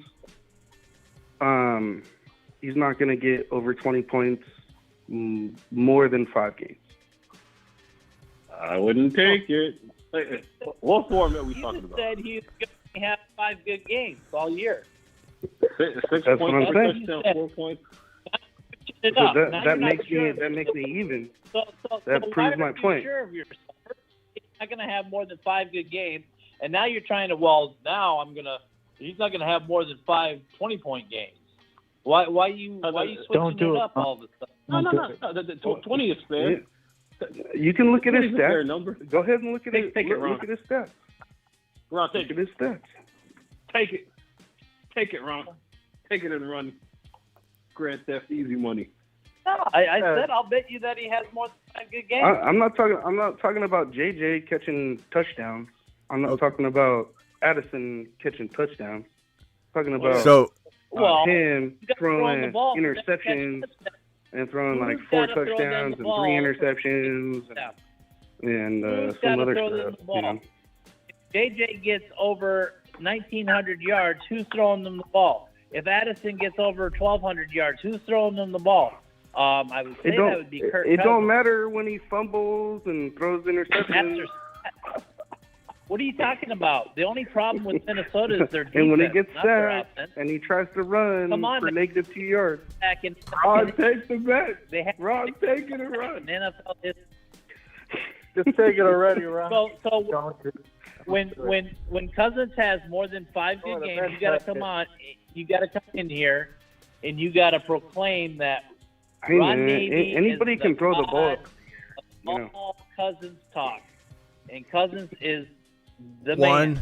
2, I'm 3, Take 4, 5, 6. He had 6 games over 25 points last year. 1, 2, 3, 4, 5, I feel like 6. this man's disrespected. At least 7, 8. Yeah, Kirk yeah. Cousins does take care of Hootie- himself. Hey, look, as look. a I'm going to say this. Okay, Hold Smitty. on. Okay, Smitty, I got a question. Wait, hold on. for Hold on. Smitty. Hold No, on. Hold on. Hold on. Hold I got on. a question Hold for on. Hold on. Smitty now. Hold on. 'Cause Hold on. Smitty just looked at Hold. his games last year. Hold Okay. on, bro. Okay. Relax. Okay, looking at this right now, this is Kirk Cousins' game log last year in just a random league of mine. I believe this is 4 points per TD pass. So he had 6 games where he had over 20 points.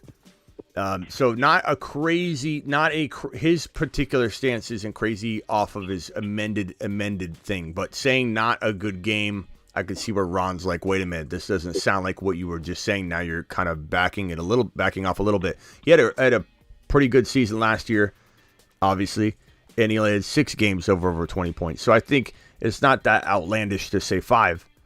But I guess what I would say to you guys is if you guys are going to make a bet, why don't you say if he's going to have a bad year, why don't you say he doesn't finish in the top 14 quarterbacks or something like that versus going this really obscure direction of 20-point games? Logical. Yeah, click on his ranking there, Smitty, since you have it open. Look at his ranking on that same league that you're Yeah, I got it. But finished. I'm asking, who is it that you're Four. even arguing with? I forget who we're talking to. Okafor? No? Who is it that's making the bet with Ron? Hello? Okay, I can take that. I'd have to look at it. I'd have to look at it. Now he's but got to look at it. let's say Smitty says 14, right? Smitty says top 14. No, I didn't say anything. I didn't say anything. I say Kirk Cousins doesn't finish 13th.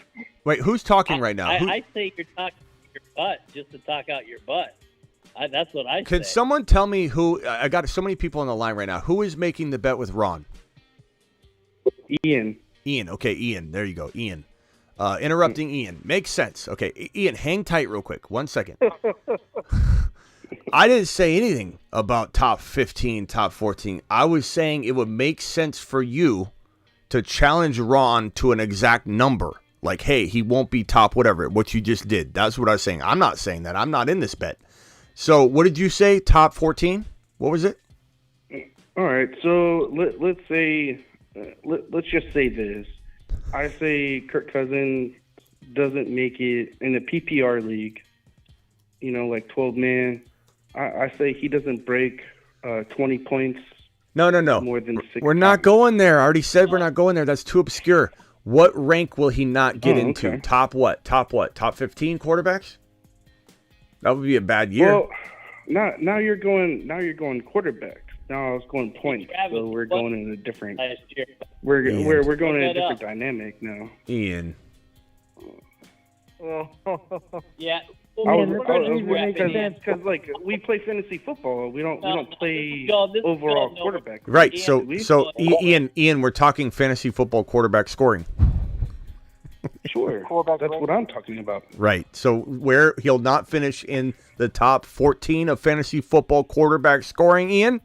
It's pretty simple. I'm saying. Okay, I say he doesn't make the top 14. Okay, Ron, are you accepting of that challenge? God, this is like taking a dump that's 10 times too big. I know, right? Okay. So can I get an amen on that? Ron, top 14, are you okay with that bet? Yeah. Okay, so what's the challenge? that bet. What is the person doing if they lose? If when they 1,000 win push-ups. and lose, he's got to come in here because it's hard to do any other stuff. Come in here But he's got where? to come in here proclaim that Cousins and he are like the greatest thing. Ron Navy was right. I was wrong. I was stupid to make that bet with Ron Navy. because Ron Beg Navy for knows forgiveness. more than I do. Beg for forgiveness. And thank Okay? Hey, Ian, Okay. Ian, are you gonna I show? got you. Ron will show up and do it. Ron pays his bets. He pays his debts. But Ian, will you show up if you're wrong? And Ron remembers. I don't even have to write this down. Yeah. Ron's already implanted it in his total recall mind. So you are going to show up if he's a top 14 quarterback, and you're not going to come in and say, "Well, no." Yeah. Okay. Yeah. Fantasy football. Sometimes a bowler has to face the music, Roy. Yeah. But I got one for Ron though. Got one for Ron. Hey, Smith, Wrong. show So, where if Ron Cousins ended loses- up last year. Okay, go ahead. Keep going. All right, so if Ron loses, you gotta put a little rhino on the screen with a New England Patriot with I don't have to do Can you anything. take it? It's not my bet. I'm not putting a rhino on my screen.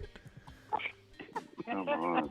What do I have to do with this? But what y'all should probably do is make some content for Smitty's show, Film a video of y'all doing 1,000 push-ups in 24 hours.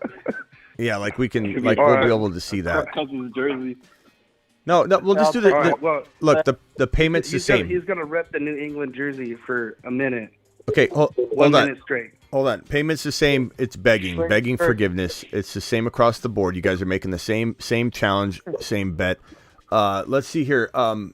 Travis is on the line. Travis, and then Super Rudy. Travis, you're live. Let's get the different conversation going. Yeah, so Or I like to push Ron's buttons and argue with him, but he just walked away with a steal on that. The way he talks about Kirk Cousins, he should have had to bet at least like top 10 at the very, maybe top 8 the way he talks about him. So Ron's coming away good in that, if you ask me. yeah, that wasn't a bad. That wasn't a Good for bad. You, Ron. You made a good bet. I mean, Cousins finished what last year? What was he? QB depends on the scoring that you look at, but I mean, it wasn't. He was QB 12. Yeah, No. something like that. Yeah. Maybe Higher than higher. Well, it depends on your scoring. I'm looking at one where it says 12.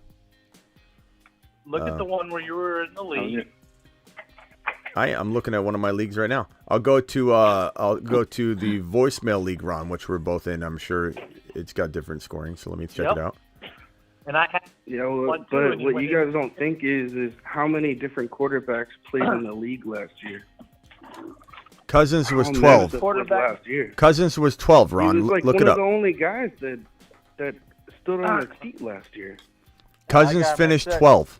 He finished 12. I'm looking at the voicemail league leaders, QB. He finished number 12. Yeah, that's Look not at the happening. pipe league. Oh wait, no wait, that might be projections. Hold on. I got him 6 in mine. You're Yeah. wrong. Yeah, I'm wrong. You're wrong on that. He was 6. 6. He was right behind Burrow. Okay, sorry, my bad. I'm wrong. Projections, that he's six. 12. Don't let him get away with this, Ian. Don't let him get away with this, Ian. You come for this, man. You come for Hey, this. Ian, the projections have you still losing. What do you say about Yeah, that? that's okay. Well, Go ahead. I that's what bet I mean. low and I went high. So. All right, the hey, worst. hey, let's go back over to Travis. Travis, what else you got? Let's get something new going. I'm worn out from that. That's just too much. Yeah. You wore out from it. Look at me talking about 49ers and all that. What? How can you be Watch worn him like out twist already? his ankle in like week 3 or something. All right, go ahead, Travis. What do you got? And then I'm going to wrap this up. I not doing didn't a have draft. much I else. thought I you was just said calling. We don't have time for a draft now. Everybody talk my ear off for 2 hours. Can we, I'll drop a draft at the end? I'll drop a link, or actually we'll get into a draft and I'll go through like one round or two, and then Clickbait. and then we'll Calling do clickbait. and then we'll do the draft together offline. I'll still stay in it. This won't be a Garrett Wilson draft. It'll be a puppy draft. Travis, let's cycle everybody off. Travis, go ahead. You're live. What do you got? Not much really. When are we doing another Garrett Wilson one? Do you know? Probably Thursday night we'll drop one, or I might drop one on my IG randomly cool. too. Yeah. All right, sounds good. all right, No, that was all. I was just calling to say I think Ron stole that one. Yeah, he That's a should good have. Yeah, Ian, you should have stood tall. That on was an easy one. I tried to call in sooner to save Ian, but didn't get to him. So good luck. Don't do it. All right, later, Travis. Appreciate you. See you later. Bye. All right, interrupting Ian. Final thoughts. 10 seconds. Go. It's okay. I'm gonna win. It doesn't matter. That's what I am. You know, like I always win. So Okay. we'll see. All right. I'm going to smack you so hard, Ann, that you're going to relive your high school football days. All right. Later, Ian. Appreciate you calling anytime. Ethan the Muffler. Final 10 seconds. Yeah, I just wanted to say I heard you talking about Shanahan a lot, and I blame that guy for 28-3.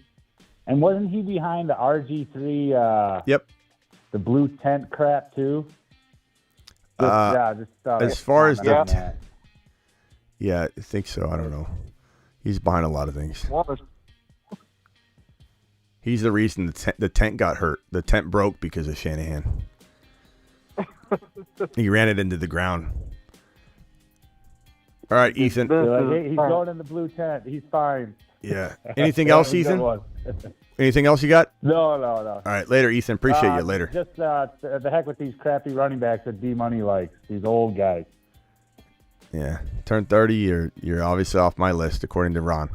All right, Ethan. Appreciate you. Yep. Unless you're Rodgers. Okafor, final thoughts. All right, so one thing I'll add to the Stefon Diggs thing. I did hear last season, or maybe it was this off season, or I guess near the Super Bowl, that apparently there was some kind of thing going on with Josh Allen and his girlfriend. I don't know if they broke up or she cheated or something or whatever. Yeah, we talked about it on the other show. He apparently got. They don't know. There's rumors that he got a bartender pregnant, but nobody can confirm if there was actually a baby or anything like that. And honestly, I don't even know. A lot of it's rumors. We don't really know. It's almost unfair to speak on it because I don't feel confident enough in the details. But apparently they broke up, a lot of people say, and that she was irate and there was some sort of police incident that really didn't have to do with him doing something wrong, but more so to like separate him because she was so irate about things. That's what was talked about earlier on the show. I don't know how much of it's true, to be honest, so I'm not going to speak to it. But I'll just say that, there's that component to, maybe. But as I said earlier, this guy's been with, I believe, the same wife of his since he was in high school. And we don't know if there was no love there and maybe he's a happier person because they're broken up now. Like, we can't assume that his life's in shambles because of a relationship ending. We have no idea. It could have been for the better for him. A lot of people want Patrick Mahomes to break up with his wife, and they think he'd be a much better fantasy football player because of it. So we can't assume we know anything about that relationship. But go ahead. Yeah, but there's like some speculation that that's why he played bad in the playoff game. And then Diggs found out and he got pissed off about that. That's what kind of started the whole rocky road. What? Say that one more time. You heard what? Diggs what? that Diggs found out about it, and that's why Josh Allen was playing terrible in that one playoff game, and Diggs found out. And I imagine he was like, "Let your off the field, like girlfriend troubles, like mess with the game," and he got pissed. And I thought you were trying to say Garrett like, Wilson was mad at him for stepping out, and I'm like, this seems like the last. No. This seemed like the last guy that would have concerns about that, considering the whole locker room's like, this guy's a dog. Like, don't let your sister near him. No inter-team drama, but just So I heard that may be part of the problem, but speculation. Nobody really knows. All right, Okafor. Anything else? No, that's it. All right, man. Appreciate you. Later. Nah, later. Let's go to Mars or Super Rudy. Going on. What's up? So, Smitty, before I go, I had a trade offer come to me in a league that I'm pretty stacked in. So this person has been trying to get Devontae Smith off me for a while. Just haven't really been biting because the offers he sent me have been so, iffy. But right now I have a great team with the 101, the 1.4, the 105, and the 106, and the 203. And he offered me a 24 first, a 23 208, and Jacoby Myers, Gabe Davis for Devontae Smith. So he's giving me Devontae Smith. He's giving me, Gabe Davis, Jacoby Myers, the 208, and the 24 first for Devontae Smith. Are you declining that, or are you taking that? How do you feel about Davis and Myers? What does the 208 mean again? Where's that? The 208 in the rookie draft or the 208 in a keeper draft? What is that? 208 in a rookie draft. So he's giving me a 24 first, Gabe Davis, Jacoby Myers, 208. Okay, I could care less about the 208, Jacoby Myers, any of that. Like, the question is, where's this draft pick? Oh, it's definitely going to be late.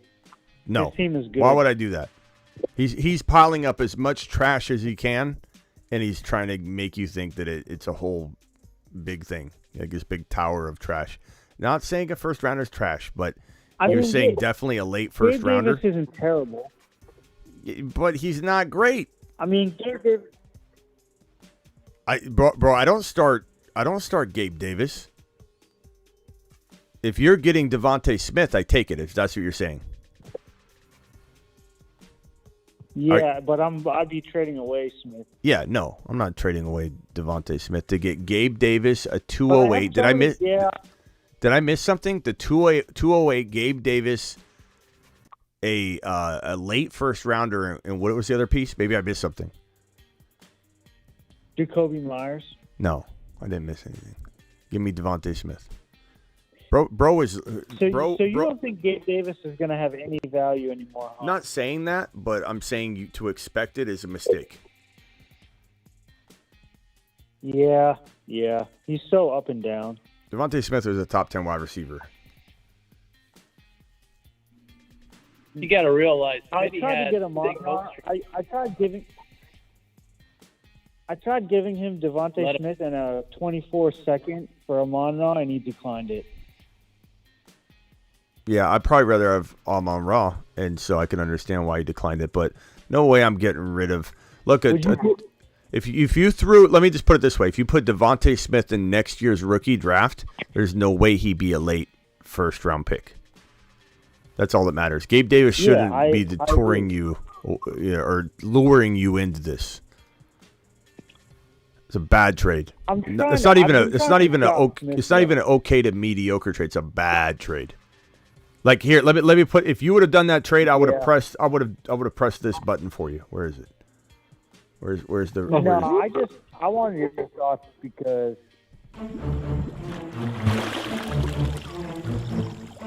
You are offer sex.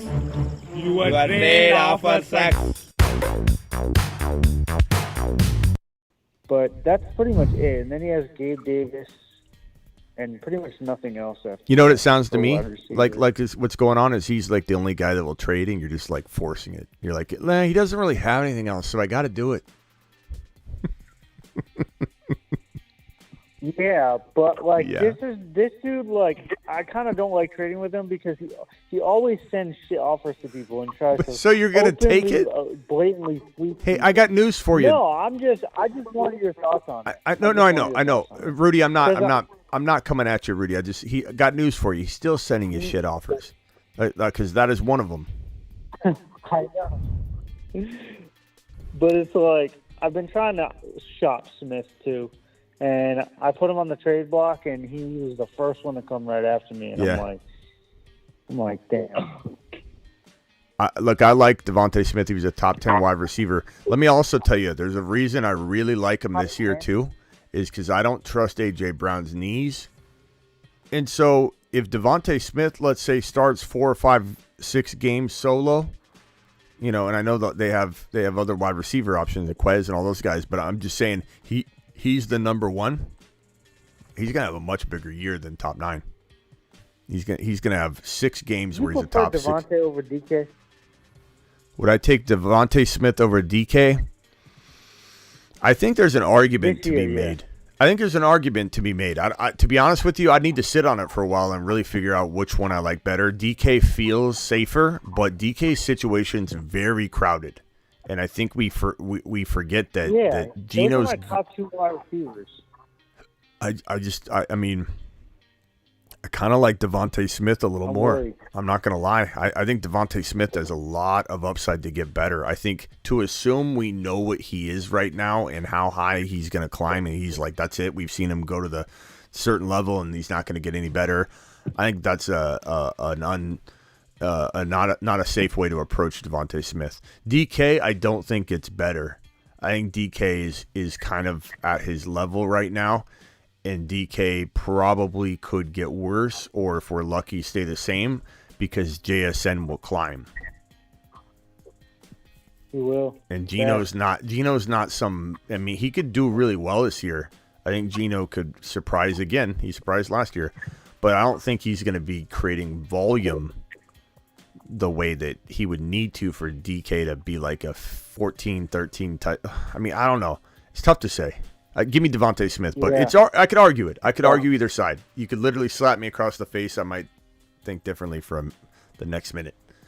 The wind could blow a little hard to the left. You have both of them. It's just hard because those are my top 2 wide receivers, and I'm debating getting rid of one to try to get more depth. That was why I asked you how you ranked them. Because my wide receiver 3 is Dotson, but I have Dotson below DK and Devontae, so...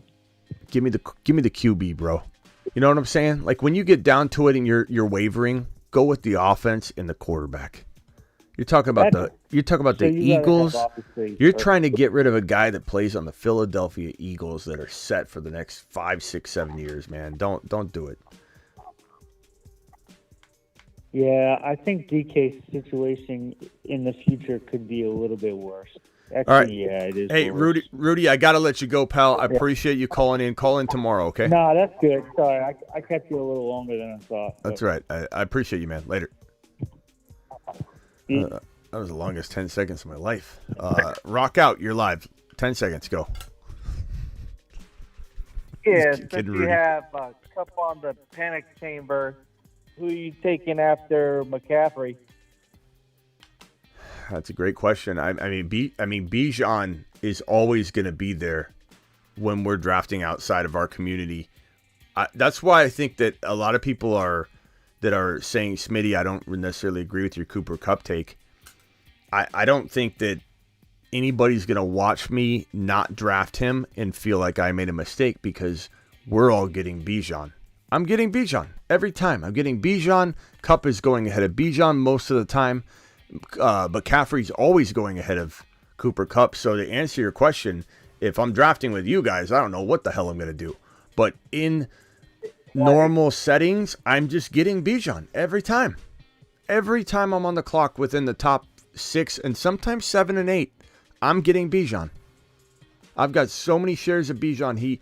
I believe he just climbed to my number 1 overall exposure percentage because I've drafted in like 15 puppies and I did 3 or 4. I don't know if these count or not, but I did 3 or 4 of the random leagues with people that just jumping in a 12-man, 10-man league with some random Joes. And you're only in that group all year. So it's not one of the big prize things. It is $25 a league. It's best ball on Underdog. Underdog Fantasy, promo code Smitty. I encourage all of you, if you guys say I want to get in another league, I need another league, and you love best ball, but you want a league. You want to be in it's not like you're setting lineups or anything, but you want to be just with 12 other people or 10 other people, and that's it. You don't want to compete with 100,000 people. I join. You go to NFL. You just go to. Let me show you guys, and we'll jump on a draft real quick while we got everybody here. So hold on. Let me get in here and show you guys how I do it. Now I'll join now so you can see how I do it, and then that way you guys can do it too. It's so fun to do this. This is now my new favorite thing, other than the pick'ems. The pick'ems on Underdog are absolutely my favorite, but this I like a little bit better. So when you're on Underdog Fantasy, for anybody that wants to get in the draft, in a couple seconds, I'm going to go into the draft. So get ready. We're going to jump into one. It's Underdog Fantasy, promo code Smitty. Here's the link. I'm going to drop it live in the live chat. Play Underdog Fantasy. They'll match up to $100 in your first deposit. There it is right there. That's the link. Get ready. We're going to go into a puppy in a second. But what you do is you click on this NFL right here.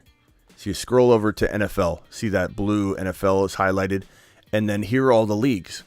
$3 league. I mean, who cares about that? Your prizes are $32. We do the Garrett Wilson ones this way.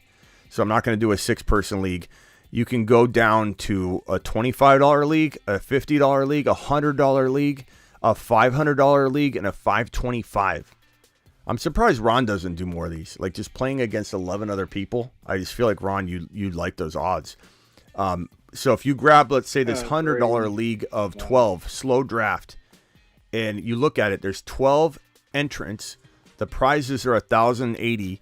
And if you look right here, first place gets $640. Second place gets $340, and third place gets their money back.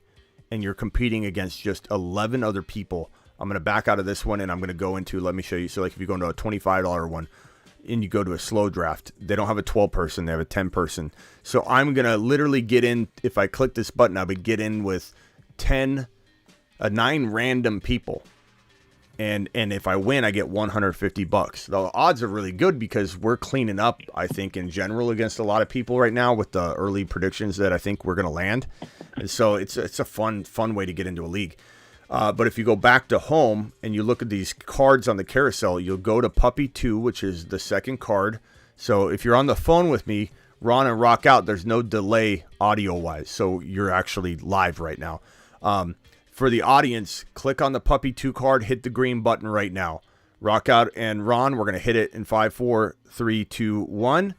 Get into the Puppy 2. And it's full. I don't know if you guys got in that one or got into another one. I'm going to live stream the first round or two. And then I'm going to call it a night. Cause I got a different one.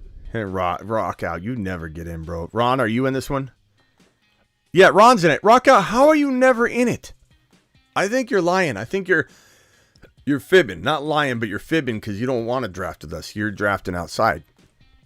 That's crazy. How you never in it? I'm at 6. Ron's at 5. Who else we got in here? I got the number 1 pick. Ron always gets in the one I'm doing, and Rock Out never does. Ever. I got some kind of karma with underdog or something. It's kind of like a grandma league. It is. When I get in those $10, these poor saps. This is a league. Let me show you guys one of the leagues I'm doing. This is one of the leagues I'm doing. This is a 10-person draft that I'm doing, and there's 9 other people in this one because on the $25 ones there's only 10-person drafts. I got Fields, Bijan, Gibbs, Kamara, Amon-Ra, Christian Watson, Drake London, Jahan Dotson, Kadarius Toney. I love that team. I've got another draft here. This is a $150 draft. So I'm getting $150 for first place. I got Trevor Lawrence, Anthony Richardson, Jonathan Taylor, Jahmyr Gibbs, Jamar Chase, Chris Olave, Christian Watson. Like, look at that team. Look at that team. That team is so crazy. Just took Chase.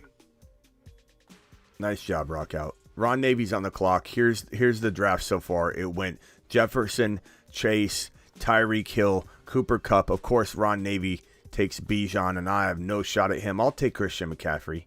Actually, part of me wants to go Kelsey and try that out. Robinson went fourth in my draft. What do I do? I'll go CMC, I guess. I got a couple Kelsey teams. Wow, Hill went third. I don't love Christian McCaffrey, but I do want a certain number of shares in case he does stay healthy. Or he misses, let's say, 3 or 4 games in the middle of the year, and I've got good backup support, and it works out fine. Or you cuff him and you're fine. So I'm okay with a couple shares. Diggs went number 7. CeeDee Lamb went 8.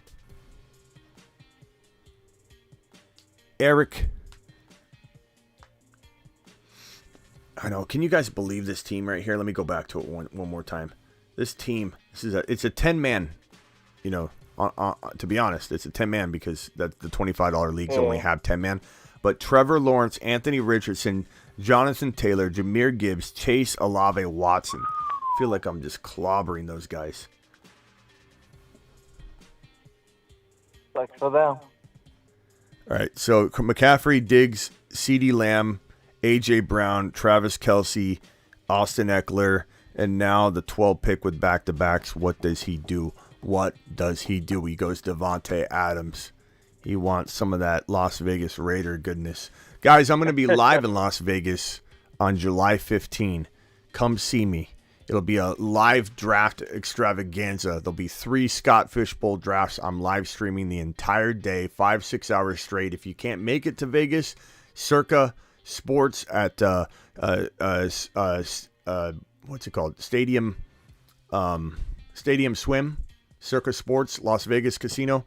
I'll be at Circa. It's the original old school downtown Las Vegas, not on the Strip. It's the old school downtown. I'll be at Circa Sports. I'll be there on the 15th. Poolside in a suite. The suite is reserved for the draft live stream draft party. Your boy will be live streaming. I might be live streaming the Friday evening show in Vegas on the poolside in that suite.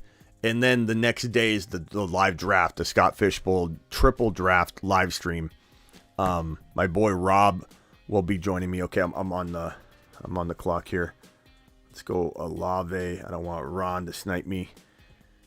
Or I should say he wouldn't have lasted back to me though. Ron takes Bijan, I take Olave. Kind of goes hand in hand. I feel like drafting with you guys is like back and forth. Smitty's going to be in the pool too, so you all better throw him some ones in the chat, says Jordan. Do you have to actually enter by hitting the link? Yeah, you got to hit that green button. If you're already signed up under the code Smitty, you're good. Just click the link, sign up. And then once you're good, once you have access to the app, when we get into a best ball draft, we're just clicking on the green button at the same time. But if you've never done it before, you click the link, you sign up, use code Smitty, do it live. They match up to $100 on your first deposit. Okay, let's go back to the big board. So after I went Olave, Ron went Devontae Smith, Saquon Barkley, T. Higgins, Tony Pollard. Number 1 overall has got JJ already. He's going to double that with and pair that up with who? 10 seconds left. The big man's going to time out here. Just snagged Dalton Kincaid in the 7th in one of my dynasty, in one of my 1QB dynasty leagues. That's pretty good. Leave the race. I believe dynasty value for Kincaid. It's tough to say off the top of my head where you should probably be on average, but that sounds like it could be right. I love Kincaid in Dynasty. he has the best shot of being the next Travis Kelce. You know, even if we never have another version of Kelce, keep in mind we never thought we'd have another version of Gronk. Keep in mind we never thought we'd have another version of Jimmy Graham. There's always going to be the next guy, and the next guy, even if he's a little different, it could be Kincaid. And because Kincaid has the talent, skill set, but also the quarterback and offense. You know, so Kincaid feels like he's in prime position to be that guy if in fact he has the pedigree for it, which I do believe he does. Okay, so when Patrick Mahomes, Ramondre, DK, Josh Allen, and Ron Navy's on the clock, Bijan, Devontae Smith, pretty sure. Oh, he goes Christian Watson.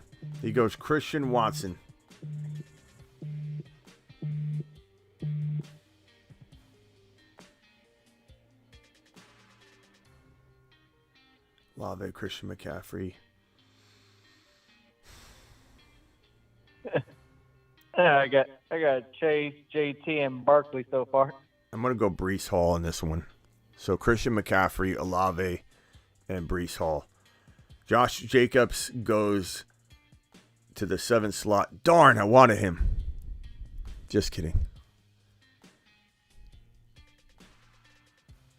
Mark Andrews. I don't know how I feel about Mark Andrews this year. Okay, this is the last pick I'm going to make, and then I'm going to end the call and end the show. Appreciate you all being here. There's still 120 of you in the building. Please punch the thumb up on your way out the door. I will continue to draft. Actually, I'll go 2 more rounds. I appreciate you all being in the draft. I appreciate you all being here. What do I think about Darnell Washington? I like him a lot. I'm just not a huge fan of his situation initially, but it could work out to be good later. I know Ron seems to like it. I just don't think there's enough there's too many mouths to feed already in Pittsburgh. Hard for me to imagine him being consistent, but he's a great player, and if I'm a Steeler fan, I'm ecstatic about having him. That's for sure. Don't confuse me saying I don't know about him fantasy wise, especially his rookie year. Rookie tight ends rarely ever do anything. So for him to be in a position where Freiermuth is a top 10 tight end, there's just no room for it, you know, as a rookie. But I really like him as a player. He's fantastic. So it went Josh Jacobs, Mark Andrews, Najee Harris, Calvin Ridley, Amari Cooper, Deebo Samuel, Travis Etienne, Lamar Jackson, DeAndre Hopkins, Keenan Allen, and there's 2 people right here in front of me. This guy right here has got CeeDee Lamb, Waddle, Mark Andrews, and who does he pair with those 3? The next guy has Diggs, Nick Chubb, and Josh Jacobs. He went Drake London. I'm on the clock here. Oh, Lord. I got Jahmyr Gibbs here. Yeah, what pick?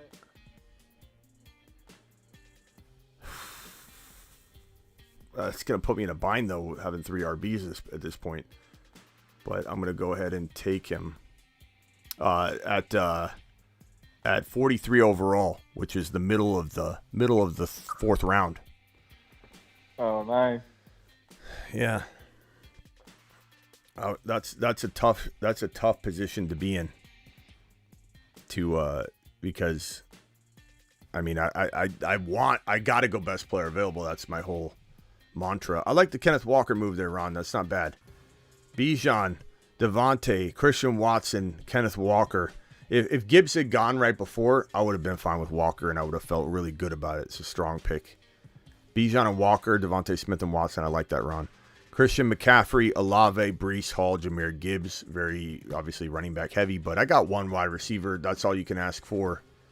Man, this looks good. I'm surprised you didn't take Burrow. Yeah, I mean, I thought about it, but at the same time, you know, Gibbs is something like I think both of them, I've said earlier on my show today, that Gibbs and Burrow are win a league 4th round players. They just smash. But I felt like I felt like Gibbs is a little bit, I don't want to say harder to replace, but I feel like I could still get a guy I love. Did you notice that the puppy's over 200,000 now? So Yeah, we're getting it's close. Gonna go quick. We're getting real close. Okay, so when Kenneth Walker, Jerry Jeudy, Joe Burrow, DJ Moore, TJ Hawkinson, Christian Kirk, Justin Fields. This will be my last pick, and then I'm outie. Terry McLaurin,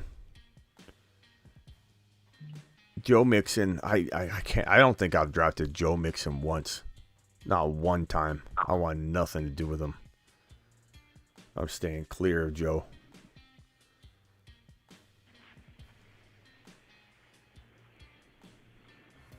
Alexander Madison, kind of like that, a little bit crafty. All right, I need to go over to the wide receivers. Okay, man. I don't want to force a wide receiver here. I'm gonna go a little early here, but because, you know, we're drafted amongst friends, I don't want to wait. I don't want to wait. I'm taking T-Law. I'm taking it. This is my one reach. Every draft, I tell you, you get one huge reach if you want it, and if you get back to value drafting, it won't affect you. T-Law was my huge. Yeah, that was my huge reach. T-Law, Christian McCaffrey, Breece Hall, Jahmyr Gibbs, Chris Olave, home run, love it. One of my favorite teams I've drafted in a while. Justin Herbert went right after, so I know T-Law would have went. Especially if there's a couple of us in here. J.K. Dobbins, Aaron Jones. Okay, I'll wait one more round. One more round. Maybe we kind of got the same kind of roster. What do you got? I got T-Law, JT, Barkley, Walker, and Chase. Thank you, Matt. Nice job. Thank you, Matt. We'll see you later, pal. Matt's out of here. We got 109 people still in here. How many thumbs up do we have? What are we looking at? 84. Can we get to 100? Can we get those 109 people to all punch it? Miles Sanders. Sure. Ron, did you forget again? Yeah, I forgot. Alexander Madison's pretty interesting. I like that pick. I feel like he's more of a smash than, you know, no hesitation at all in round 6 and 7. But I don't mind the little bit of a reach because you haven't reached anywhere yet. Like I say, one reach is good. And Madison, he could really be a top 10 running back. Deontay, not a huge fan of that pick. I like the Aaron Jones pick in round 5. I don't mind J.K. in round 5. Did J.K. not show up to camp as well today? Isn't that 87 thumbs up? Yep. Pump up those numbers. I didn't hear. Let me look up J.K. I want to make sure I'm speaking true here. I heard rumblings about that. I don't see it. I don't see it on hard news. I just heard rumblings about it, but I haven't been able to confirm. So I don't want to throw it out there. I heard something about it. Maybe he just missed it because of injury. I think we got to watch that. Nobody take that as gospel because, like I said, I heard a rumbling, but I've not heard it confirmed. I hope he's not re-injured. No, not re-injured. That he didn't show up. But yeah. Maybe it is an injury or something. I don't know. Okay, on the clock here, I need a wide receiver. Tony's there. Only Dotson. Yeah, I like Dotson a little bit more. So I'm gonna roll with Dotson. So far, my crew looks as I clicked the wrong person's team. That's not. There we go.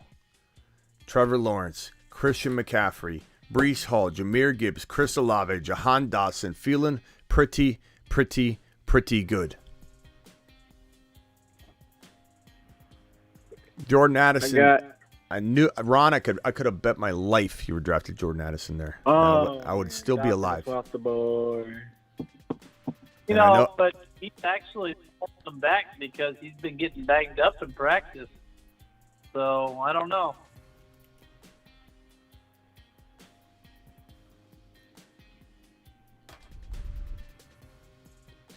Brian says, Smitty, you need to take more wide receivers early. I don't have to do anything, Brian. I'm deploying my own strategy, big dog. And I don't care what's won in the past or what data says last year about the winner. There's so many more moving parts to it than that. And I think there's a lot of best ball data that's going to come out over the years, the next 2 or 3 years, where people are going to say, look, we're looking at winners, but there's also reasons to believe that you go this route and you land your wide receivers. If you know what you're doing at wide receiver, you believe in your wide receiver strategy. For example, Brian, when I look at wide receivers, when I was on the clock for that Trevor Lawrence pick, I wanted none of them that were in the top 5 or 10. Why would I take one if I don't want a single one of those guys? I want a couple of the guys below those 10 wide receivers. So I'm going to go with the best player available. But just because somebody drafted more wide receivers than normal last year that won it here or won it there, just because stacking one here and the data is being looked at on from one side and one angle. If Ron didn't stack, maybe he would have won. Ron even said that. Like, he had all Bengals and the Bengal game got canceled, and like mixing things up. There's all kinds of things that I think are going to come out over the next couple of years where people are going to debunk some of the widespread theories and strategies that people think you have to do to deploy to win. I tend to think people are going on such wide receiver runs that I would much rather attack the RB position when I don't feel comfortable with the wide receivers and have not only 2 running backs. I'm leaving you, Tony.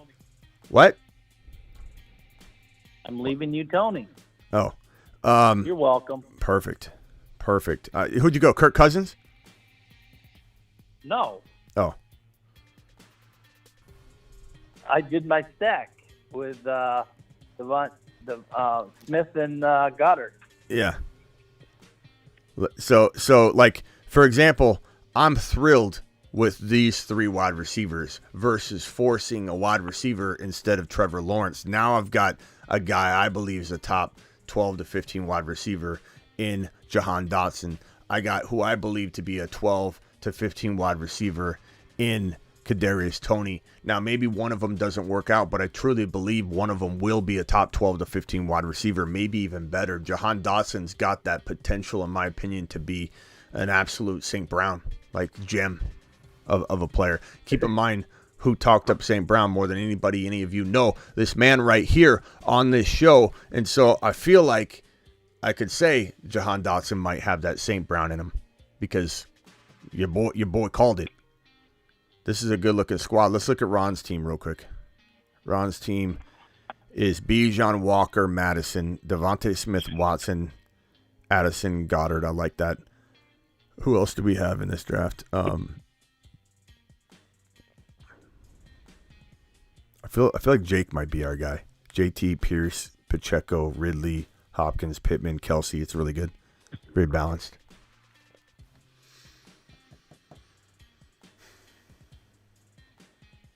Travis says 5 more legs. Punch it. T-Law soaking his locks in 2% milk right now. Bathing away, basking away that mang, that golden mang in a just a bowl of milk as he's getting ready for bed. Okay, after Tony went Quentin Johnson, Dalvin Cook, Gabe Davis, Isaiah Pacheco, Brandon Cooks, Deshaun Watson, James Conner, Rashad White, Bateman. Let's get on over to queue up some people here. Let's get on over to the wide receiver position and look at some of these bad boys. Okay. Look at the RBs. Let's take a look at the RBs. Queue up some of those bad boys. I like a few of my favorite guys. Go to the board view. Darren Waller, that was one of the guys I was absolutely going to potentially target with this next pick. I really like Darren Waller this year. Another old dog, Ron, that I actually don't mind. Okay? There are some older players that I have grown accustomed to drafting.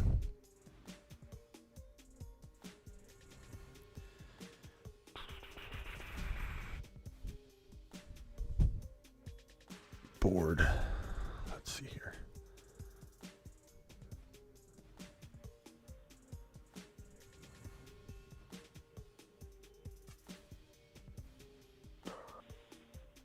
I'm going to go Kamara here.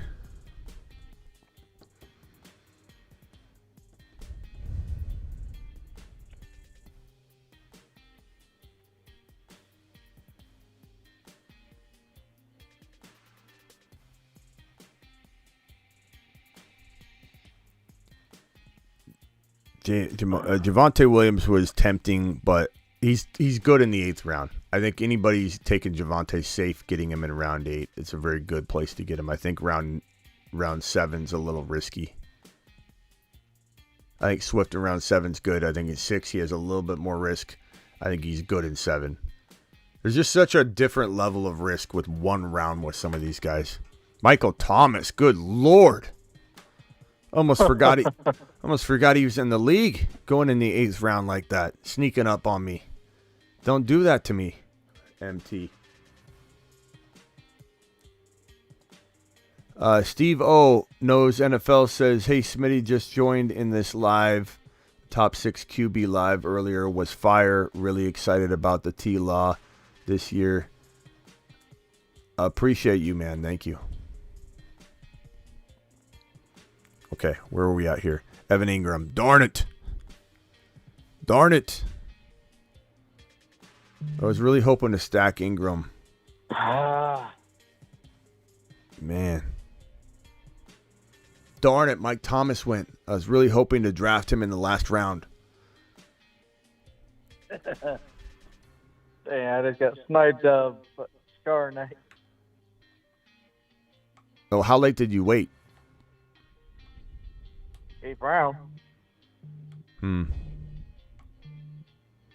One pick away, too. Yeah, he can go. It's crazy. He can go a little early. He definitely can go a little early. Swift not a running back 1. Javonte probably, says Daddy Dennis. A lot of people feel that way. It's definitely a risk. Definitely a risk. You got to decide what you want to do. Look at me telling you I'm going to go 1 or 2 rounds. I never, ever, ever know how to stop. Jamison Williams was my pick. AR took him. Son of a B. I really You got to wanted. worry about my next pick. Sniping you, Smitty. I really, really wanted Jamison. I really You know who wanted I'm picking. Kirk Cousins. No, that's who I wanted in the 10th round. Ron.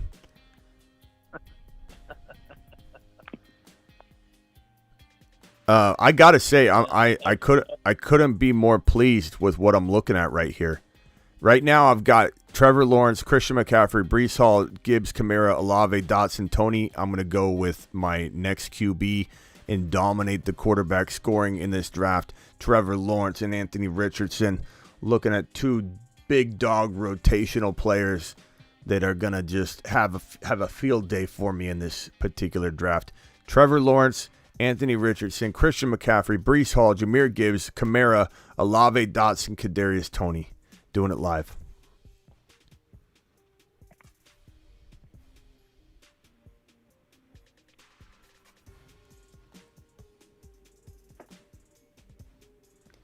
Thank you, Garling. Appreciate you. Sleepers are half the fun. Yes, they are, Daddy Dennis.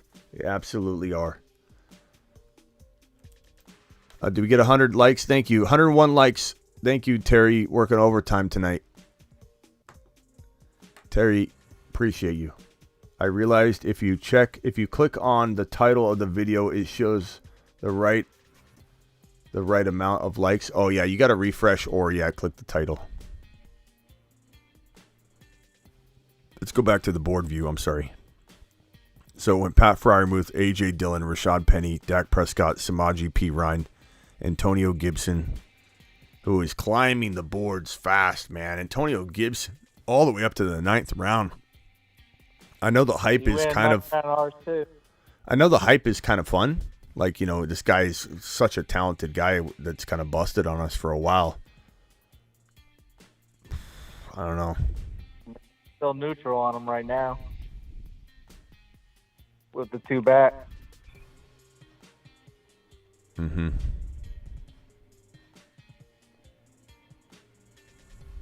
They'd be liking him and they'd be liking Robinson as far as the reports in D.C. area. Alan Lazard. Damn it, I wanted him in the 18th round. I know who you want. You do? You're probably going to get a chance to get him, yeah. I'll wait till the next pick, and then I'll say. Zay Jones. I mean, I do like him, but I don't know that I'm going to pick him here, to be honest. Damn. You go with your quarterback. I'm going with Dalton.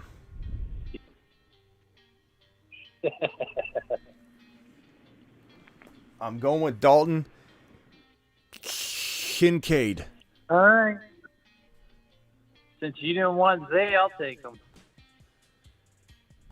Well, I was hoping to get him I was hoping to get him the next time around, Ron. But you're announcing all my Q players, so. Oh, I don't know what you're queuing. Well, I mean the guys I'm planning to draft. I'm trying not to queue it anymore. Oh, he wouldn't have made it back to you. Maybe not. He probably wouldn't have. Damian Harris. I don't know what to make of Damian. I'm torn on Damian. Terry's still trying to get 100. He could be a smash. Could be. He could be. I'll give him that. He's a hard runner. He's a real good running back. in the 11th. Definitely a hard nosed runner. Oh, good. I think he's worth a chance. I've taken a couple. I definitely don't mind him. McKinnon, I like the McKinnon pick. I think McKinnon's great value in the double-digit rounds. I think he's probably not going to start more than 5 or 6 games at that, or play at that level for more than 5 or 6 games. But goodness gracious, this man was electric last year. He was the number 1 running back in fantasy football for like 4 weeks straight. It wasn't like a 1-week wonder type of thing. He was an absolute like gem in fantasy football.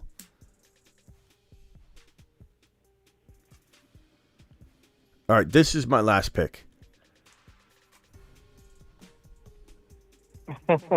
I wanted Khalil. Khalil might hit the Moon Man list before the end of the week. I'm just letting you guys know. I got sniped Khalil too. Get ready. I really like Khalil. Okay, very glad this worked out for me. Sky Moore is coming to my squad, and I'm cuffing him to Kadarius Toney. I think for the approach that I'm doing for Brian, and everybody says that I need to draft more wide receivers. Chris Olave, Dotson, I got Kadarius Toney and Sky Moore together, so it kind of secures up that third wide receiver spot really, really nicely. I got Kincaid at tight end. I've got McCaffrey, Brees, Gibbs, Kamara, Trevor Lawrence, Richardson. I feel pretty good. It's probably one of my craftier teams, I think. It's not my normal team. It's got some of my normal guys, but feels pretty good. What do you guys think of this squad? I'll show Ron's next. Let me see. Here it is. Trevor Lawrence, Anthony Richardson, rated on a 1 to 10. Trevor Lawrence, Anthony Richardson, McCaffrey, Hall, Gibbs, Kamara, Olave, Dotson, Toney, Sky Moore, Kincaid so far on a 1 to 10. I take a point off for you drafting Kamara. Well, I take a point off for you drafting. I'll give you an 8. Addison. Addison in the 6th round. Are you kidding? Ron loves that. Ron would vote for Addison for president. He doesn't even know his political stances, and he'd vote for him for president.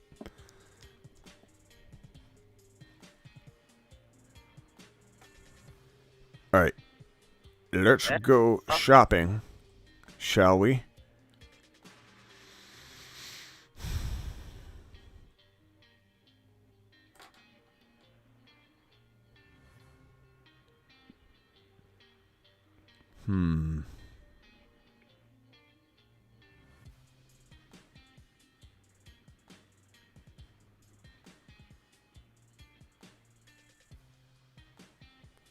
Shopping. Oh, I timed out on Goff.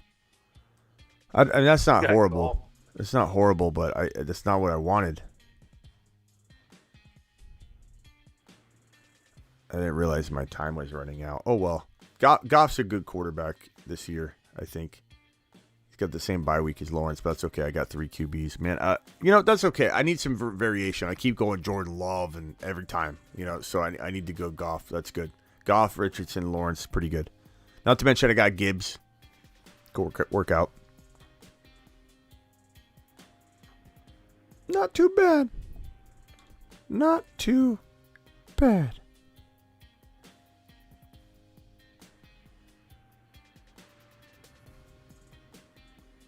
Cole, let's see. Alec Pierce. Oh, sorry.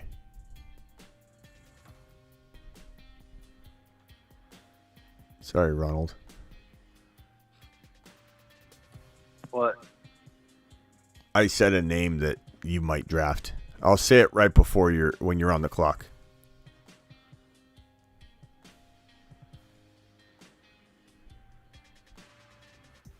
I don't think AR is in our group. I don't think. I'll wait till you're on the clock.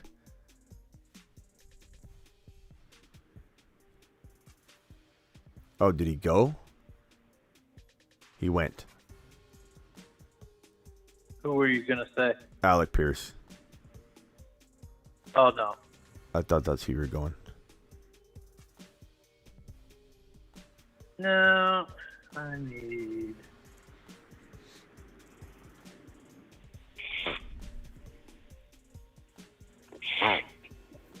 Pickett. So I'm going to get a little crazy here, but I really want to shore up the KC wide receiver room, so I'm going to go Rice as well. But I like it though. It's weird. It's crazy. It's definitely insane. But Kadarius Toney, Sky Moore, Rasheed Rice. I mean, I guaranteeing myself like a lot of points that way. I really think this could be looked back upon as a pretty crafty strategy because somebody's going to be a 10 touchdown wide receiver. And even if I get it wrong, like in a redraft sense, I can't get it wrong. Like even if they rotate, if let's say it's Kadarius Toney for 5 weeks and then he gets hurt and then Sky Moore is a top 10, 12 wide receiver, I get it no matter what. It's rotational scoring. It's optimal scoring. It's best ball. I don't know. I like it. I think it's a very good safeguard against the downsides and negative like aspects of what I'm doing by waiting on a wide receiver. Mac Raymond's like notifications never work. He's just getting in here. We've been live. I'm live at midnight pretty much every single Tuesday, Thursday, Friday, Saturday at the same time though, broski. So file on in here whether you see a notification or not. We've been live for 2 hours and 32 minutes. A lot to replay and unpack. Go watch the Panic Chamber. Cooper Kupp, Stefon Diggs. It got a little spicy in here, my guy. Yeah. Max Swanson says the KC receiver room always feels like a dart throw in redraft, Max. But in best ball, it's not a dart throw. It's a guarantee. Nope. It's a guarantee, bro. I got the combination. I mean, they're going to throw a dart to one of them. They'll switch off with the best ball. Yeah, buddy. Oh. Man, they took Mingo.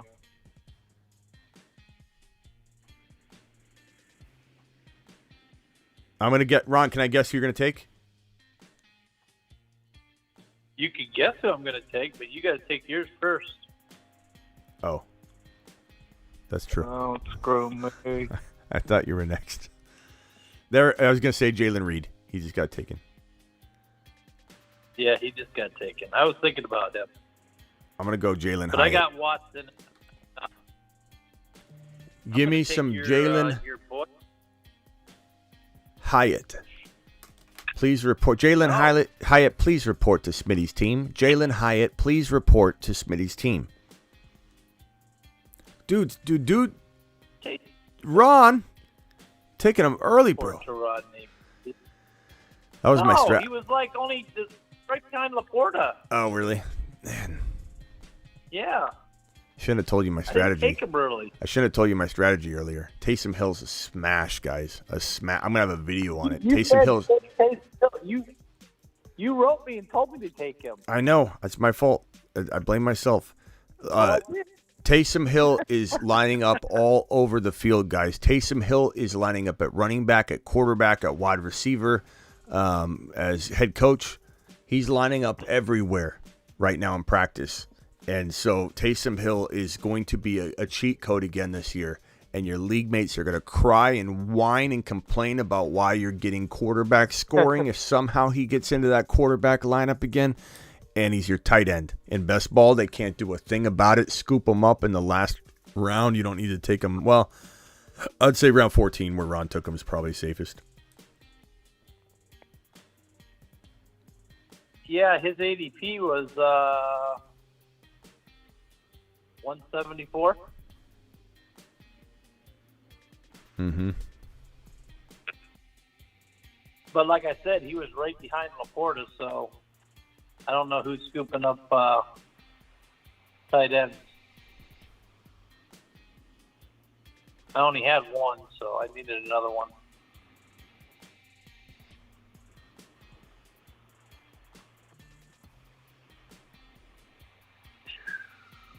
Man, Curtis Samuel just went. You got to be kidding me. Which round? It's 5.4. I wanted Samuel to pair with Jahan Dotson, but that's okay. He's like the least, the guy I'm concerned with the least. I'm not that upset about it. Ron, you timed out. Oh my God! Still here. Curtis still here. Damn it! I wanted Mostert in round 19. Oh my God! Ron's dry heaving now because he drafted Raheem Mostert. Hey, Ron, it could be. It could be worse, Ron. He could do well for a couple games. Oh no! That just destroyed my team. Here's my squad. Oh, I didn't know if anybody ranked my squad or not. Can you rank it now from 1 to 10? 10 being the best. Trevor Lawrence and what? I ranked you. I gave you an 8. Okay. Trevor Lawrence, Anthony Richardson, Goff, Christian McCaffrey, Breece Hall, Jahmyr Gibbs, Kamara, Olave, Dotson, Tony, Sky Moore, Rashee Rice, Jalen Hyatt, Kincaid, Laporta. Pretty good. I think that Sky Moore, Rice, and Kadarius Toney is fire. Absolute fire.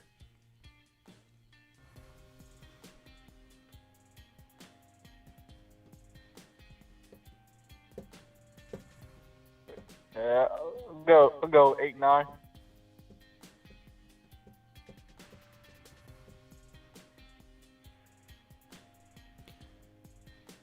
You guys want to know who my favorite final round players can be? And Ron, this goes for you. I don't know if there's anybody that's going to snipe you on it. And you might not even be able to do it because you drafted Mostert. Are you drafting another RB? Probably not, right? Nah, I don't. Probably not. No. But McBride. You gonna say McBride? Yeah, and I like McBride and Madison together anyway. But Ty Chandler's still got something to prove. I get it, but I've taken him a few times. McBride, I have. Yeah, him and Taysom Hill are definitely like smashes at the end. Travis says a flat 9. Okay, Sir Sir Dev says 7.5. Daddy Dennis said 7.5, then gave me a 7.3. I don't know why you downgraded me like that, but Oh man. just kind of taking the I don't know what was with the adjustment, bro. What happened?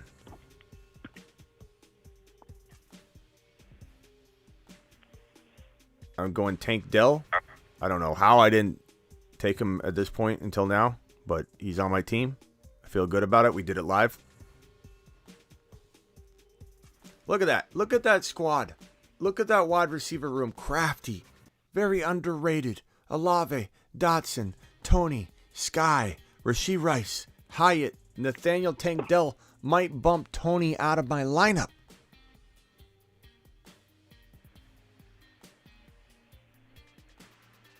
Ron's trying to get a piece in my wide receiver room.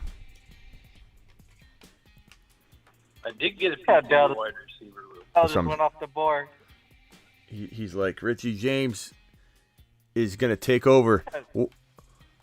Wouldn't I be pissed if it was only Richie James? Everybody goes down. Ron's got the guy.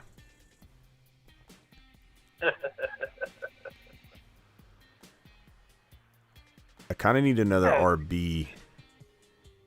I don't know how I feel about Dalton Kincaid and Laporta as my only tight ends, given they're both rookies, but I think I'm going to let it ride. I think I'm going to go wide receiver and RB here.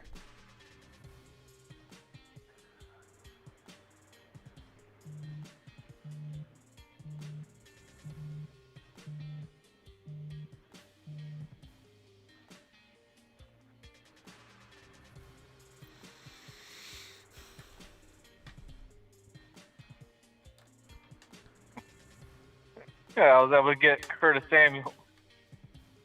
Yeah, I wish I got Curtis Samuel, but that's okay. He's not like my favorite player or anything. Just I kind of like the cuff. I'm going to go with little old Deuce Vaughn. I love drafting him in the final round or two. Just feel the excitement behind Deuce, man. Sometimes you get that like weird vibe that you can't explain to anybody, where you're like, I feel something's going to happen. And I don't mean that in a negative way to Pollard. I mean, he could just be electric and fun to watch. Pollard could be balling out. Pollard could have 100 total yards and a touchdown in a game that Deuce has a 50-yard touchdown run. I just feel like Deuce has got some electric, exciting, the story's amazing. Smitty's QB room is deep. Yourself. Considering you didn't take a QB top 3 or 4. Yeah. Kind of like what, Ron? You couldn't help yourself. With what? You ended up staying through the. I know. You couldn't help yourself. Guys, I'm only staying one more round. I'm only staying one more round. It's the final round. You sons of bees. It's too much fun. Too much fun talking about your picks and. It's funny that the guys, the Scott Fish Bowl, I'm doing the live stream for the Scott Fish Bowl, and it's like, I was talking to Scott Fish and I was talking to other people, and they're like, you really going to be able to do a 5-hour live stream? I'm like, bro, we do a 4 hour every day practically. During the season, it's definitely 3 or 4 hours, but, right now we just stumbled and fell into a 3-hour live stream, like a 5-hour live stream. Yeah. That's like asking, is it tough to throw a touchdown pass to Trevor Lawrence?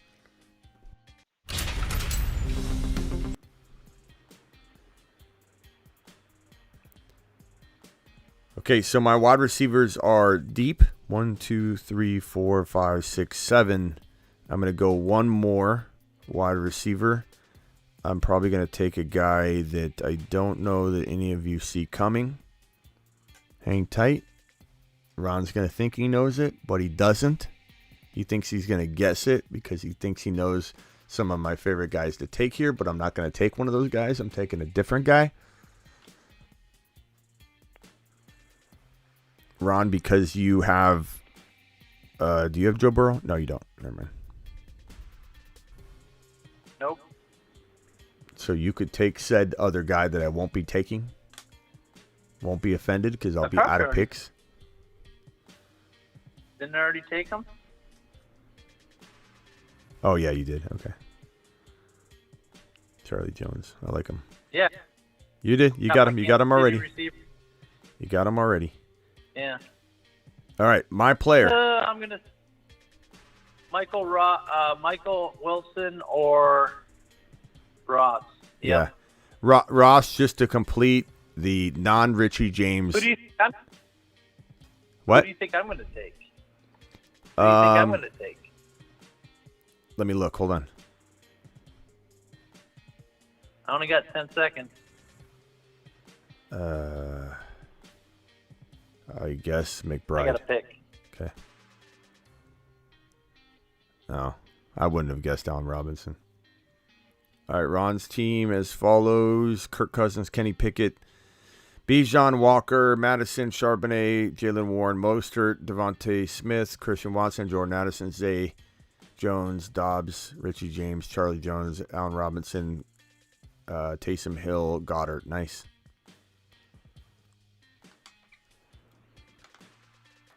Yeah, I think I'm gonna get. I think they'll be writing stories about this Kansas City wide receiver room. You know, the fact that you get Tony Sky, Rashee Rice. I mean, I even got Justin Ross. They only gave you 2,500 points, a little over 2,500 points.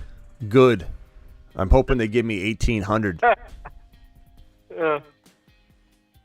It's terrible. Give me 1,800. I'd like it. You know what's weird, though, is a lot of drafts have like a 3,100 or a 3,200 in it. It's weird when you see everybody brought down, and the reason for that, and I don't know if this happened in this draft, but I feel like the reason for that is when somebody takes like 2 quarterbacks or a couple people take 2 quarterbacks early, then it limits people's ability to get into the 3,000s. But I don't think anybody did that in this draft, so I don't know why nobody has 3,000. I mean, I guess it just looks at it. 229.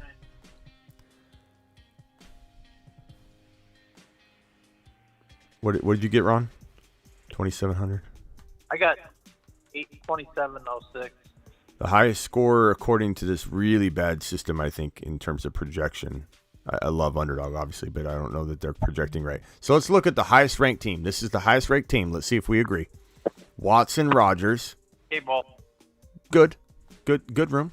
Watson, Rodgers, good room. ETN, Miles Sanders, Connor, Gibson, Chuba, Wilson. Mediocre at best. I love ETN, but this is not a deep, confident running back room. There's a lot of guys that conservative Caleb would love. Conservative Caleb would love Sanders and Connor. You talk about Connor all day. Connor's such a value. Grab my Excel sheet. Tells me Connor should do good. That is not a room I want. Wide receivers. Pretty decent wide receiver room on paper. I think Adams obviously struggles a little bit more than people think, but Garrett Wilson, Debo, I mean, very good trio there. I would say no matter what, Adams struggling or not, that's probably a top 1 to 3 wide receiver room in this draft. Conquo, Mayer, and Likely, there's not. I mean, it's good, but it's not elite. It's good, got potential. This team is not the number 1 team. It's got a mediocre running back room. It's got good quarterbacks, not amazing, but good. And good to almost, borderline better than good. And then a really elite wide receiver room, but that's it. There's no way that this is the best team in the draft. I just don't see it. Let's see what this guy. I don't know if this is our guy or not. His 69. He's the next highest scorer. I like his team a little bit better. 29. Except Swift. 29-12. Javonte. So Burrow, Kyler, Stroud. Okay, so obviously elite quarterback room. Swift, Javonte, Khalil. Crafty running backs for sure. Tyreek Hill, Higgins, DK, McLaurin, Evans. I like that. That's more like a top 5 team there. I like that. Do I like it better than my team? Trevor Lawrence, Anthony Richardson, Goff. I mean, he's got me at quarterback, but I think I'm really crafted. I'm right behind him because I think the Richardson T-Law thing is great. McCaffrey, Hall, Gibbs, Kamara, Vaughn. I crush him at running back.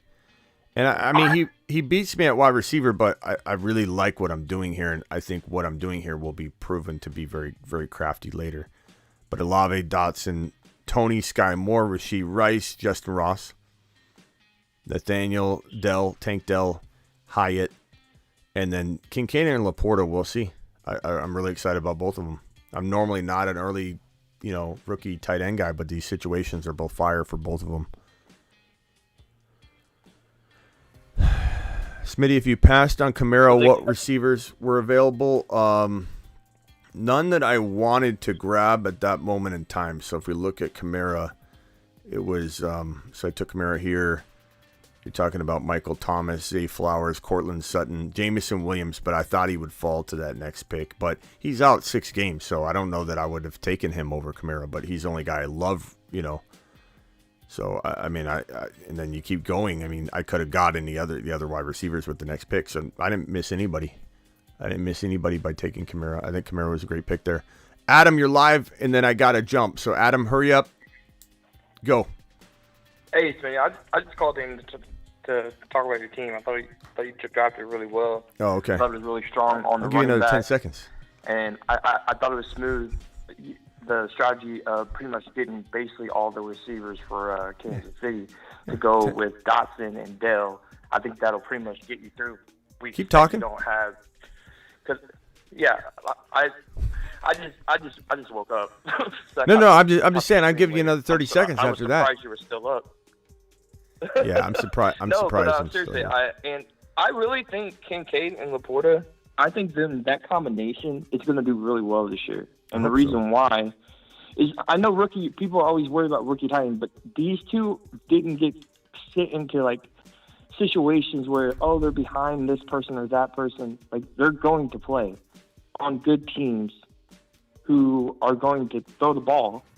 Like I think the perfect kind of, if you're going to take a gamble on 2 rookie tight ends to go with the strong, like how you get your running backs and everything, I think it's got really good potential. I have a lot of that combination myself because of the way you're able to get them and still build strong, solid few players at each position and have yourself like be in the mix. And if you're right, and for example, tight end, literally last year I had I think 43 lineups that went through advanced last year. Half of them had terrible tight ends. Like the tight ends either were hurt or they weren't good at all because building strong other end. And then the ones that did really well were like tight ends that I got late that, people weren't really high on or anything, but I thought had potential. I got you, bro. Later. I got you. Like, yeah, I got you. Like I had a lot of Taysom Hill, for example. Yeah. Like I just kept drafting him. It made sense to me. Yep, I like it. I really like the way you did it. I like the way I look. It's something. If people never think about if something happens to Kelsey, someone's gonna have to step up. Right. The way I look at it is unless Hopkins lands in KC, I've literally got somehow, some way, like a 90-yard and a touchdown receiver, like every week. I feel like, unless it's Richie James, and Ron's right about that, which it could be, but I think he could still do well, and the guys I have, one of them is still going to have a pop-off game. But I truly believe I will have between Tony and Sky Moore, Rashee Rice, and Justin Ross, I will have a 90-yard and a touchdown player every single week to go along with Dotson and Olave. I just feel like it's a really, really safe way, even though I'm consuming a lot of roster spots for the KC room. It's almost a guarantee. I feel like no matter what, I'm going to have somebody that's just doing really well every single week. So we'll see. If I didn't have like Dotson, Olave, and Nathaniel Dell and Hyatt to go along with it, it'd be more risky. But I think Nathaniel Dell could keep Tony out of my lineup. I mean, he's going to have a great year. Yeah. So Dell and Dotson are both will be in your lineup a lot. Yeah. And then you only need really one, or because your running back's so strong, more often than not, your running back's going to be in your flex instead of your wide receiver. Yeah. So you only really need one other person to step up. People don't think about stuff like that enough. I don't think. I'm a big advocate. When advocate. people are like, you have all these your running backs. Yeah. I'm a big advocate. I'm going to have a video on best ball running back heavy because I just feel like everyone's repeating it, and I'm not saying it hasn't worked, and I'm not saying the winner last year didn't. He was loaded at wide receiver, depending on which, best ball or the mania or the puppies or whatever you're looking at.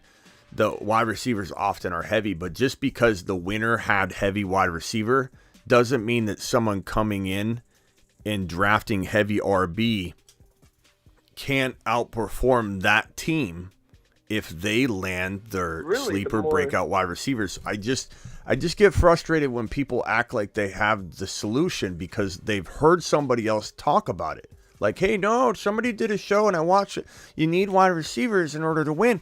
Like maybe that year. And maybe because the person that did go heavy RB whiffed on their wide receivers.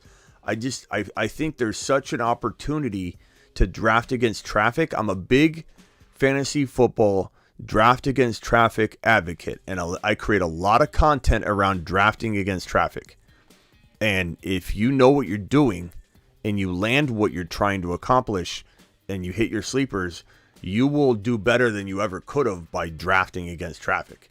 And I'm drafting running backs against traffic almost every single time I'm in a best ball draft. And I feel like my running back rooms, and Brian, I know you made the comment in here, you need to go more wide receiver heavy because you're hearing that. And I'm not saying that can't win. I'm not saying the best ball mania winner this next year won't be loaded at wide receiver. But is it really that's the winning strategy? Or is it because majority of people are doing that? And so the odds of somebody, like winning and there are going to be a lot of people that are approaching it that way. There's a lot more people vying for that number one spot that have these wide receiver loaded teams.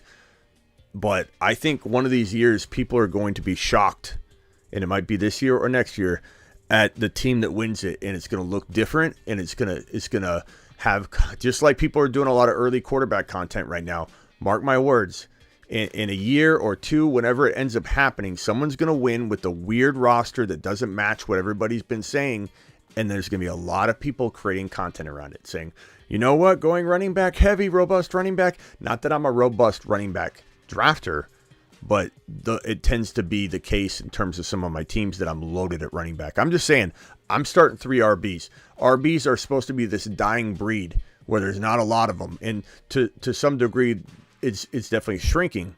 And if I'm consuming a majority of the running backs in my particular draft, I have a really strong feeling that if my wide receivers pop, I'm going to have this extra advantage that people aren't, I think, calculating, figuring in. Maybe my theory's wrong too. Like, I don't have the answers either. And I think we're all still poking around at different strategies and testing them out. And maybe next year I come around and say, you know what? I'm thinking differently this year or whatever. And I'm open-minded to that, coming to that conclusion. But I truly believe this is a very, very good way to draft against traffic, scoop up. It's not like it's a 2 running back, 3 wide receiver league. It's a 2 running back, 3 wide receiver, and a flex. So you technically can start 3 RBs. And if I'm consuming all the running backs and people can't start 3 RBs, I think that could be a disadvantage in a 0.5 PPR. This is not a full PPR league or scoring. It's 0.5. And it's a little different. And 0.5 usually leans in a redraft world, not a best ball world. 0.5 in a 2 running back, 3 wide receiver, and a flex that can be an RB. So technically speaking, you can go 3 running backs, 3 wide receivers. Outside of best ball, in a 0.5 or non-PPR league, most people would gear toward running back a little heavier, and they're not. They're not. Well, look at it this way, right? The people that have wanted it done good, they want it, because I had Eckler on my team. I had Jacobs on my team. It's always a running back. I had McKinnon on my team. It's always a running back that's the reason why they win. It's not the wide receivers. It's the running backs for the majority of the time. But they want to push, wide receiver, piss wide receivers right away. And I disagree with that too. Out there doing that. It's the running backs. And guess what? When we land our wide receivers like Tank Dell and Ron, whoever and it doesn't have to be. I know you don't love Tony as much as I do. I think you like him a little bit, but like Dotson, I know you like Pickens, I know we both like a lot. When we land a couple of those guys and they play like high-end wide receiver 2s, if we did end up getting the running backs that we stole away, it's going to be a whole different look at the end of it. I'm excited about trying to prove the strategy correct. But even if I don't win, it's not like I failed. Like, we'll see how far some of my teams go. But, like, it's hard to be the final winner, you know what I mean? Like, I'm not kidding myself and thinking I'm just going to walk in and win it, this year, next year. It could take me a while to even get into the top 20. Like, it's a lot of people playing, and there's a lot of luck involved and a lot of everything. But I do feel very confident about the approach, and I think I'm doing it over and over and over so many times. I feel like I have a real good shot at least having some teams go very far. And then I can real quickly, let me get you guys off the line so I can get through these super chats. Sir Isaac, Young, Ian, Terry, Dan the Reacher, and Max. I hope you're all still here. Can you guys let me know if you're here? So when I answer your super chats, I'm so sorry I've been delayed on these. Adam, I appreciate you coming on, bro. I'll see you tomorrow. All right, you guys have a good one. Later. Rock out. I'll see you tomorrow, Later, pal. Okay. Thanks, man. Ron Navy, see you tomorrow. Yep. See you tomorrow. Later. All right. Anything else? You got a final word or anything? Oh, he's out of here. Akers or Sanders? Are you guys still here? My super chatters? Please let me know if you're still in the building.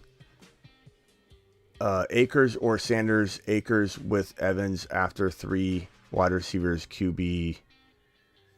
I'm not really sure, Ian, what that means there. Ian, are you still here? Akers or Sanders? I think you asked me this over the phone. I'd rather have Akers. I'd rather have Sanders over Akers. Offense feels a little bit more. I don't know. I don't trust Akers staying healthy. So yeah.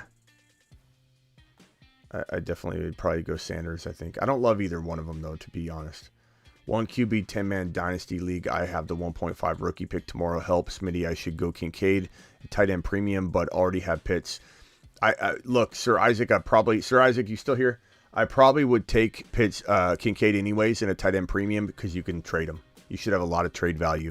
If Gibbs would fall, I mean, obviously you take Gibbs and Bijan won't fall, but like I don't know if this is super flex as well, but I definitely feel like I'm going Kincaid if it's tight end premium. You can make a trade. I imagine you can make a trade. If you know that your league doesn't trade at all, then I guess I'd be a little hesitant. But, I mean, Kincaid in a tight end premium is a smash there. Got $2 on Ron, says Dan the Grim Reacher. Dan, are you still here? Appreciate you. Smitty, I got the 1.4. What's the game plan? Young, are you still here? I would say, 1.4. Gibbs is gone. Bijan's gone, obviously. Kincaid or Charbonnet for me. And that's because I like to bank on that value that I think they return versus going. I mean, JSN will probably be gone. He's usually number 3.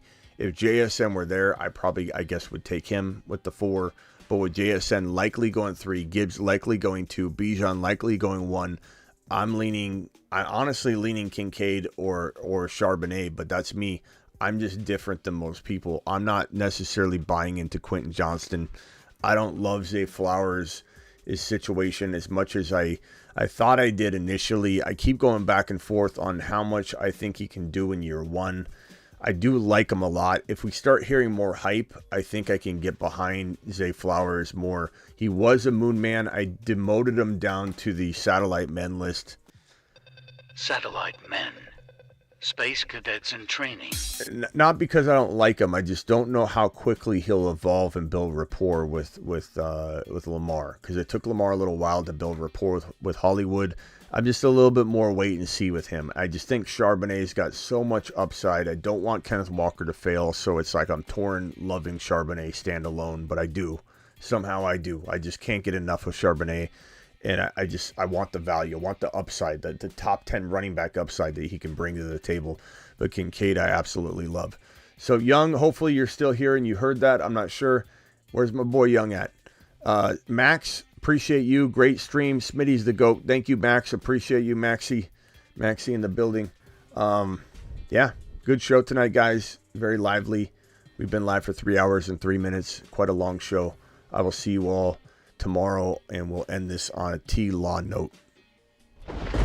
A lion lives among us. posing as half man, half lawman. His golden mane is reportedly 6 feet long and is bathed in milk. That's right. His marvelous mane grows longer with each breath he takes. Legend has it that if you say T-Law in the dark in the bathroom 3 times, you lose your league instantly. Conspiracy fanatics have linked his triangle bone structure to the ancient pyramids and alien theory.